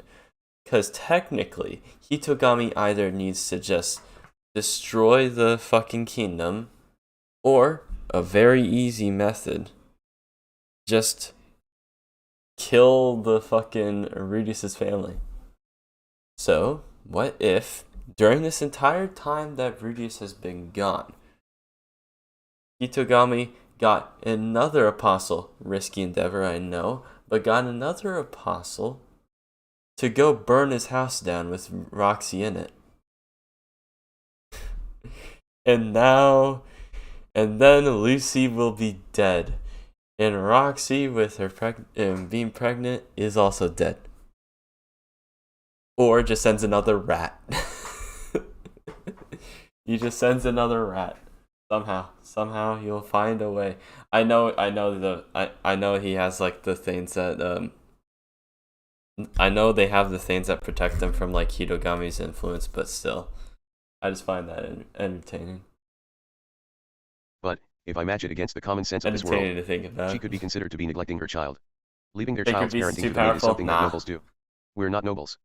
But I'm not originally from this world. I came from a country where it's not uncommon for both parents to work. Apart from that, is there anything you want to do? I just think it's pretty funny. In this world, she's considered a respectable adult. I know it's not. I know it's not she possible. Should still have dreams and aspirations. I think it's understandable if she wants to do more with her life instead of rearing children. But I'm glad she's trying to use raising children to improve herself. It's like, yes, well, go burn this random house now. Awareness as a father. Well, something I want to do. Tilting her head, Sylvie looked up at me. Well, I think I wanted to be like Eris. Eris. As she said that, I think for a moment and my eyes begin wandering to her breasts. I did wish for Sylvie's small bust to increase, but even I will be troubled if those become too big. Well, if you want to become big, I can massage every day. No, this isn't about her breasts. Yes. To be able to stand in the same position as Rudy and fight together. On an equal footing, helping each other and protecting Rudy's back.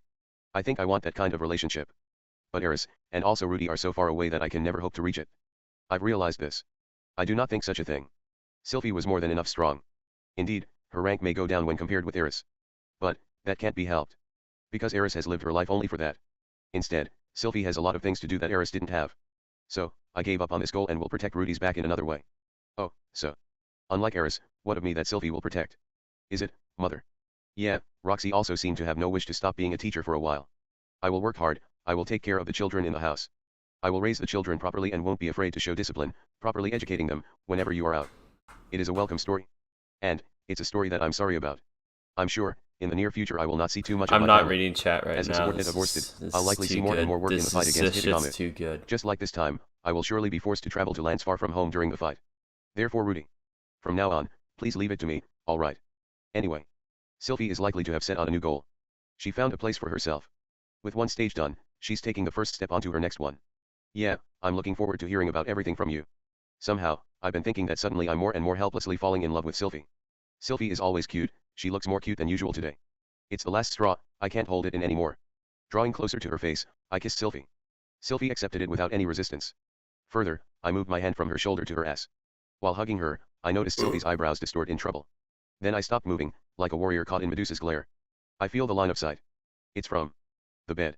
Eris that should be sleeping was looking over here. She was watching with wrath in her eyes. I'm almost certain that she's humming dum-dum with her eyes. Her eyes are like that of a raptor. 4. When I see a scene like this, I feel that she will kill with the slightest sign.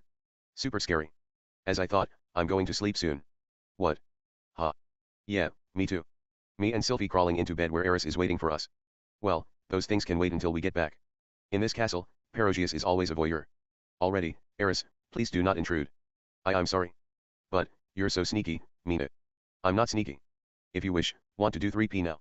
Mew, it's impossible, such things with 3 people it's embarrassing. Because Eris sounds so pathetic, I've gotten a bit embarrassed but... I wonder.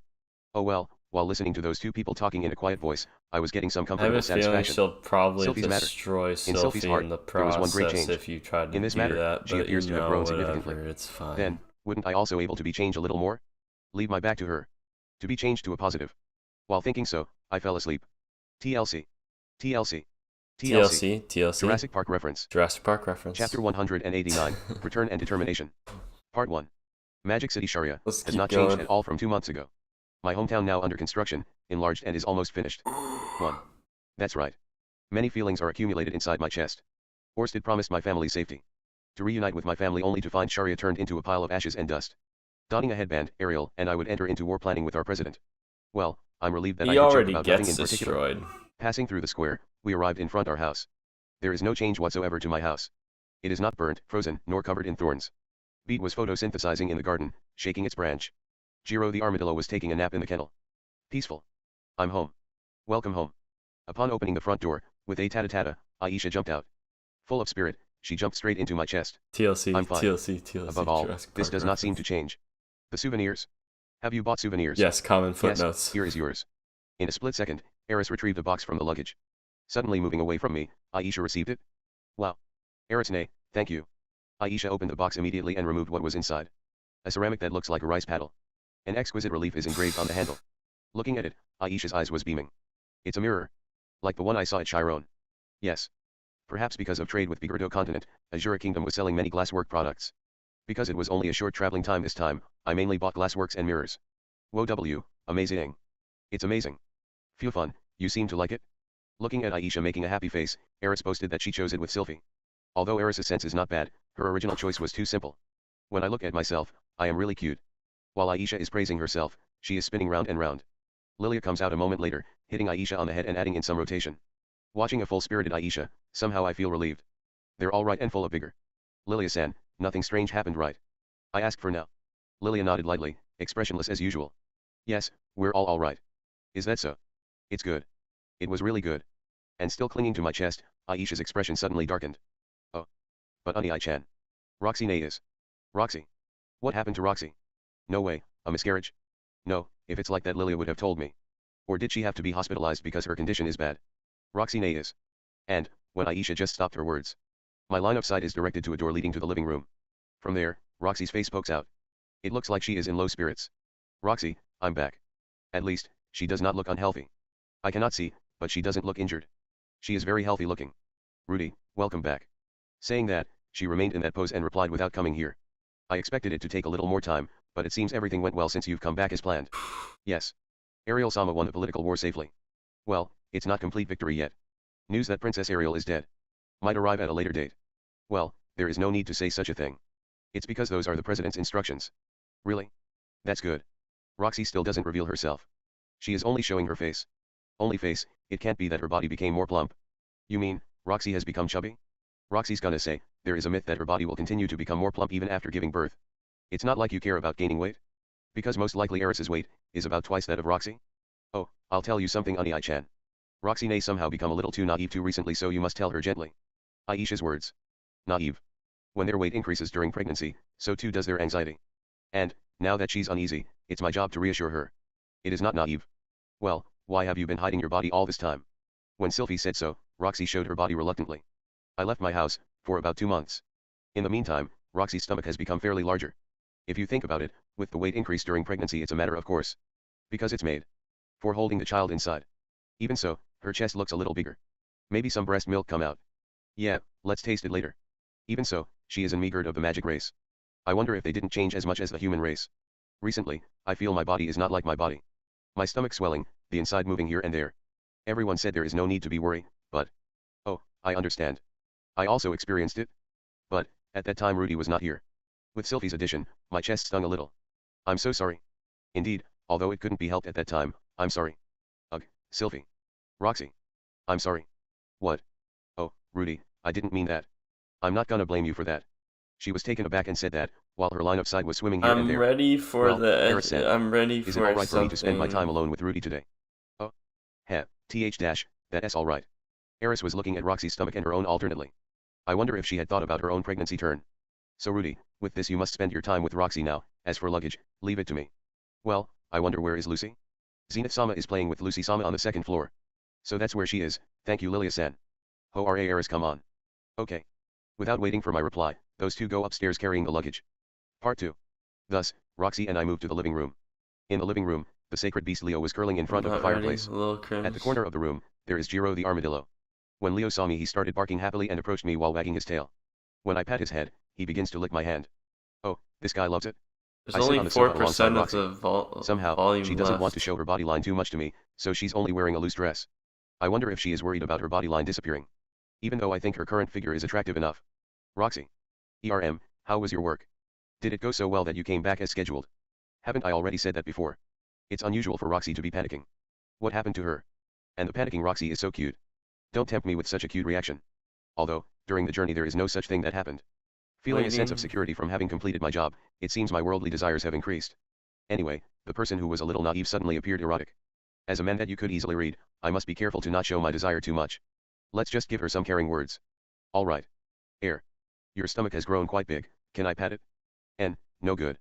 Immediate answer. It's no good. W. Well, she is at her delicate time. Touching my breasts is also a no. I was told ahead. It seems she already thinks that I want to grope her breast like always. Well, I can't deny that. Recently, this yellow stuff comes out. I see. Sylphie also experienced that, the sign of breast milk coming. It could be treated by massaging them, but I can't do that. Well, how about the head? When I said that, Roxy moved her head toward me. I stroked her head. Her hair is smooth and it feels good in my fingers. Stomach and chest are a no-go. But head is good. I must draw the line first. I look for a breakthrough at the last minute. I feel something bad incoming. Well, that's all right. While blushing, Roxy gave me an okay. Seems to be good. I stroked without reserve. Round. Unsatisfied. No, it's different. It's not that, it's that of a child. Error. Roxy, I think I could help you as much as possible. Really? But, you don't have to overdo it. Aisha could do it, and didn't Rudy have many things to do? There are indeed a lot of things to do, but, even I understand that a pregnant woman takes priority over those things. I'll do anything from helping you down the stairs to helping you bathing. Bathing. Roxy overreacted to the word bath. What? Stomach and chest is a no, but ass and head is a yes, yet a bath is not good. Arg. That's so. Rudy, so you'd like to help washing me in the bath? Oh, I would love it. Using a cloth or my hands, I would love them both. But I must be patient and hold myself back when I do, even if I'm a little backed up. Rudy. Since you will find out about this sooner or later, I need to tell you something. Yes. As if she resigned, Roxy was facing toward me. It's a serious face. That one? It must be serious. I wonder if it's something beyond my imagination. I'm waiting for it. Like that actually the baby in her stomach is infected with a horrible disease. Maybe a voice saying call me great emperor of the demon world. Can be heard from the stomach. No, if that's the case, Lilia would have definitely told me. It is an abnormal situation no matter how you look at it. Then, I wonder what. Haha, you don't mean that the child inside Roxy's stomach is saying I'm not Rudy's child. The child has a tail or horn when born. Oh come on, spare me from such fate. Roxy, making a serious face, unbuttoned her clothing. She then rolled up her dress and showed me her stomach. Her white stomach swelled greatly, her navel poking out a bit. Cute. Yeah, it's cute. Only that. There is nothing such as a strange spot on the skin. What is the problem? I guess you will understand if you see it. I heard it but I don't know where the weird part is. The navel pokes out, I guess. Certainly it is a protruding navel. I wonder if this is what she means. I guess. I'd better not question a pregnant woman about that. Yeah. Is it not strange after all? Apparently, Roxy is quite stubborn in this matter. Well, she's certainly naive. There is no big deal even when seen. But, it is important for the person herself. There was such a thing too. No, it is very cute. Now, I will not be deceived. There was a slight pause in your answer. It's not a lie, I don't care about that type of thing. It is a lie. Because, didn't Rudy say it before? Roxy's stomach is the best after all. While you lick my navel. I can be such a fool. Even by me. That such words could have left such a deep impression in her feelings. Oh, but no, it could be said, that saying something appropriate when you're on the bed is okay. Since that day, I've always seriously cleaned my navel. Why are there Look more at this, viewers? Rudy's favorite navel. Stop. Probably you were disappointed. Stop. Why are there more I'm not. viewers for this I was part? able to answer Stop. immediately this time. I didn't have a know. navel fetish. If it's Roxy body, even if she could fire a missile from her navel, I would still worship her. Oh, I remembered now. Certainly I seemed to lick her navel in the midst of adult sumo at night. Roxy was very shy. So she needs to be earnestly praised here. Rudy, like I will not be deceived. You're just saying that. However, Roxy did not believe me. Mew. I don't want to be deceived, so please show it with action. What should I do? Speaking of what I'm able to do, I'm a true devotee of the Roxy cult. I am fine with making a speech and performing rituals before a congregation of more than 10 million people. Cultist, However, this would take time. I can't afford to say it right now. Fucked up. Lost in thought, Roxy moved her stomach towards me. Please lick it. Is that all right? I unknowingly spit that out after receiving such outrageous words from Roxy. To order me to do such a thing. Rather, won't you say it's a reward? I wonder if it's okay to ask that. No, I can't take it too seriously. This is the will of the god. All right. Please put your hands together. I, ta, da, ki, ma, su, 3. I licked. While pushing away Leo's approaching nose, I'm licking Roxy's navel. Just then, something moved in the belly. Moving beacon and poke on with quite a force. Because I touch it with my tongue, I noticed it. Roxy also noticed. I looked up at her eyes and her body stiffened. It moved. It's probably trying to say welcome home to its father. I hugged her body. I pat Roxy's stomach. Despite what she said just now, she didn't reject it. A warm stomach. The baby won't feel a chill. Roxy is no longer feeling shy. With a cherished look, she put her hand over mine. Thank you, Rudy. It was like Sylvie said, right? Somehow, I am relieved. Hearing Roxy words, for some reason I was also relieved. Again, welcome home, Rudy. I'm home. I came back to my home. Part 3. The next day, I gave homecoming greetings to each of my friends. Zanaba, Cliff.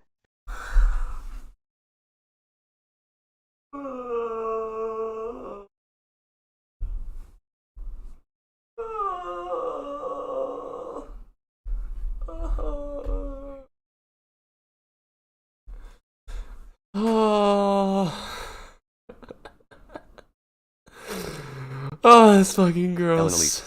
Nanahoshi too, when I stopped by in the Sky Fortress. Come to think of it, My number of acquaintances in the Magic City Sharia has also reduced by quite a fair amount. Most of them have left the town. Zanaba and Cliff will also leave someday. While thinking so, I proceed to my destination. It's evening already. Under the orange sky, the place I arrived at is a cemetery. Round gravestones are lined up at this quiet area. It's not recommended to come at such a time since demons may appear, but I have no choice, because it's time to pay my respects. Entering, I greeted the gravekeeper and went to stand in front of a specific tomb. Paul Grere. That name is written on the round gravestone. I clasped my hands in front of the tombstone that still looks new. Dad, this time it ended with no one dying. Placing the liquor I bought at the royal capital and the flowers I purchased in the neighborhood, I recounted my journey. Orsted's matter, Hitagama's matter. And, the fight in the Azura Kingdom. There, I also met your brother, my uncle. He looked similar to father, but his mind seemed rather weak. I remember Philemon's face. In some ways his face resembled Paul's. His figure too, but their personalities differed. That was probably because he was the younger brother. That person also survived. Your nephew risked his own life to protect his father. Honestly, I was a bit envious of him. Luke kept his father from being executed. I didn't hear everything that was said, but the scene was clearly reflected in my eyes. Philemon is not a praiseworthy man in any aspect. I also intended to kill him at first, but looking at Luke's figure protecting him, for some reason I just couldn't do that. Then I killed a person. Although, I did not personally deliver the killing blow. He tried to kill me and I fought back. And now he is dead. I don't regret what happened, but it did leave quite a bad aftertaste. Actually, it's not my first time killing someone. If I think back, there is a previous case. It's not like there was anything special this time. But for some reason, only this time had it left a deep scar on my mind. Surely, it was because I listened to the water god Rudeus' story. I reflect on that event. This time, everything somehow turned out alright. No one dying is my number one priority and I have achieved that objective. But, at the last moment. It was at that last moment. If something had went even slightly wrong, someone might have died. Even though my goal was achieved, the overall results remained, becoming a lump in my heart. This time, I have indeed succeeded. It was a satisfactory, total victory. But, it seems there are still many points to reflect on too. For example, in the preparation stage, if I got in touch with Ariel earlier, then maybe Hitagami would be unable to make Luke his apostle and he wouldn't disrupt us on our journey. Well, because of that Ariel made contact with Orsted, so that was a positive result. If I could have defeated Obear in Red Dragon's upper jaw. If Orsted didn't come after the water god activated her deprivation sword kingdom. If Obear didn't carry his antidote. Well, it's pointless to think about this now. However, there is only one thing I can say. Hitagami is not dead. Although the job is over, the fight is still far from over. Then it's still ongoing. In the future. That fight will probably be chaotic down to the last minute. I was lucky this time. Well, I've been lucky up until now, I guess. Until now, I wonder why I haven't failed that much.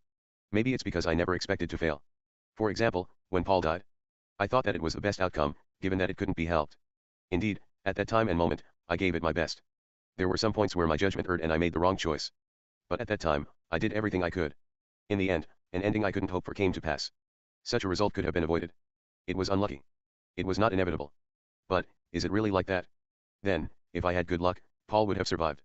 Yes, he would. With the Hydra's last attack, Paul died. He would probably still be alive if he was lucky. In the event of a fluke, I wonder what would change. In reverse, we might have gotten unlucky and someone would become injured on the way, forcing us to retreat. What about if the circumstances were different, if we just had one more helping hand? When it comes down to it, luck is a flaky thing. From now on, should I rely on luck to protect my family? This time, many people could have died. Especially, Eris, who was seriously wounded at the shoulder, struck by a poisoned kunai. She could have stood on the brink of death, clinging to luck. Then, in the last minute, she could succumb to death. Can I really rely on luck? No, one must reinforce their luck through action. A human's abilities have limits and sometimes there is nothing that you can do about it. But, for example, in this case, if I had done just a little more, if I was just a little stronger, what would have happened if I was cornered? How would things change? A few changes here and there, and all of my plans could have crumbled. What do I need more of? I need to take charge with my own hands. I need to become stronger. I need to train harder. Now, I must fight against Hitagami as Orsted's underling. I was saved at the last minute, surviving by a thin margin. In order to not let him kill my helpless family, I must become someone who can properly protect them. So, let me renew my determination once more. Dad, I will do my best in the future. So, please watch over me. Saying that at the end, I left the cemetery. TLC. Well. TLC again? Okay. I believe that's the end. Yep, that's the end. Alright. Well, everyone. That is the end of web novel volume 18. If you haven't yet, I am going to shill. Please like, comment, and subscribe. Please subscribe. I'm trying to... will be posting content later. of videos later once I get accepted for a job position for the summer. But once that happens, I'll be posting a lot more often, and I am probably gonna be streaming at weird times, so subscribing would help you with that. Turning on notifications, maybe. You had some notification gain in the beginning of the stream. And I hope that these next few videos will have more people in these live streams. I hope to have more people in these live streams to just get a more lively chat. You guys are amazing, but like, you can't beat, like, you know, more people. That's impossible to beat, you know, unless you just spam. But yeah, season 2, I'm gonna finish the reading by then, so you know, it's not. We can hope for a season 2 announcement. Like once the OVA comes out. I'm pretty sure the OVA comes out in next month, in a few weeks. But I don't know if an announcement will come by then. But hey, can't say the volume of people looking for Mushoku Tensei Live is particularly large, but we are certainly consistent. Yeah, you guys are amazing. Anyway, I'll probably be posting more videos. I'm probably not gonna be. I might not be posting all my videos. Might not be Mushoku Tensei centric, but we'll see. Most of them will be. I might make a few memes here and there, but yeah. Read the new chapter for volume 15, the Ariel POV. I'm pre-ordering the volume, so don't worry about that. Once the paperback version delivers, I'll be reading it. Reading it live, on the other hand, is a different story because it's just one chapter, and I don't think that can hold for an entire live stream. But anyway, like, subscribe, do whatever you can. Hope to see you in the next viewing session. Alright guys, see ya, and thanks Cuba for your subscription. See y'all later.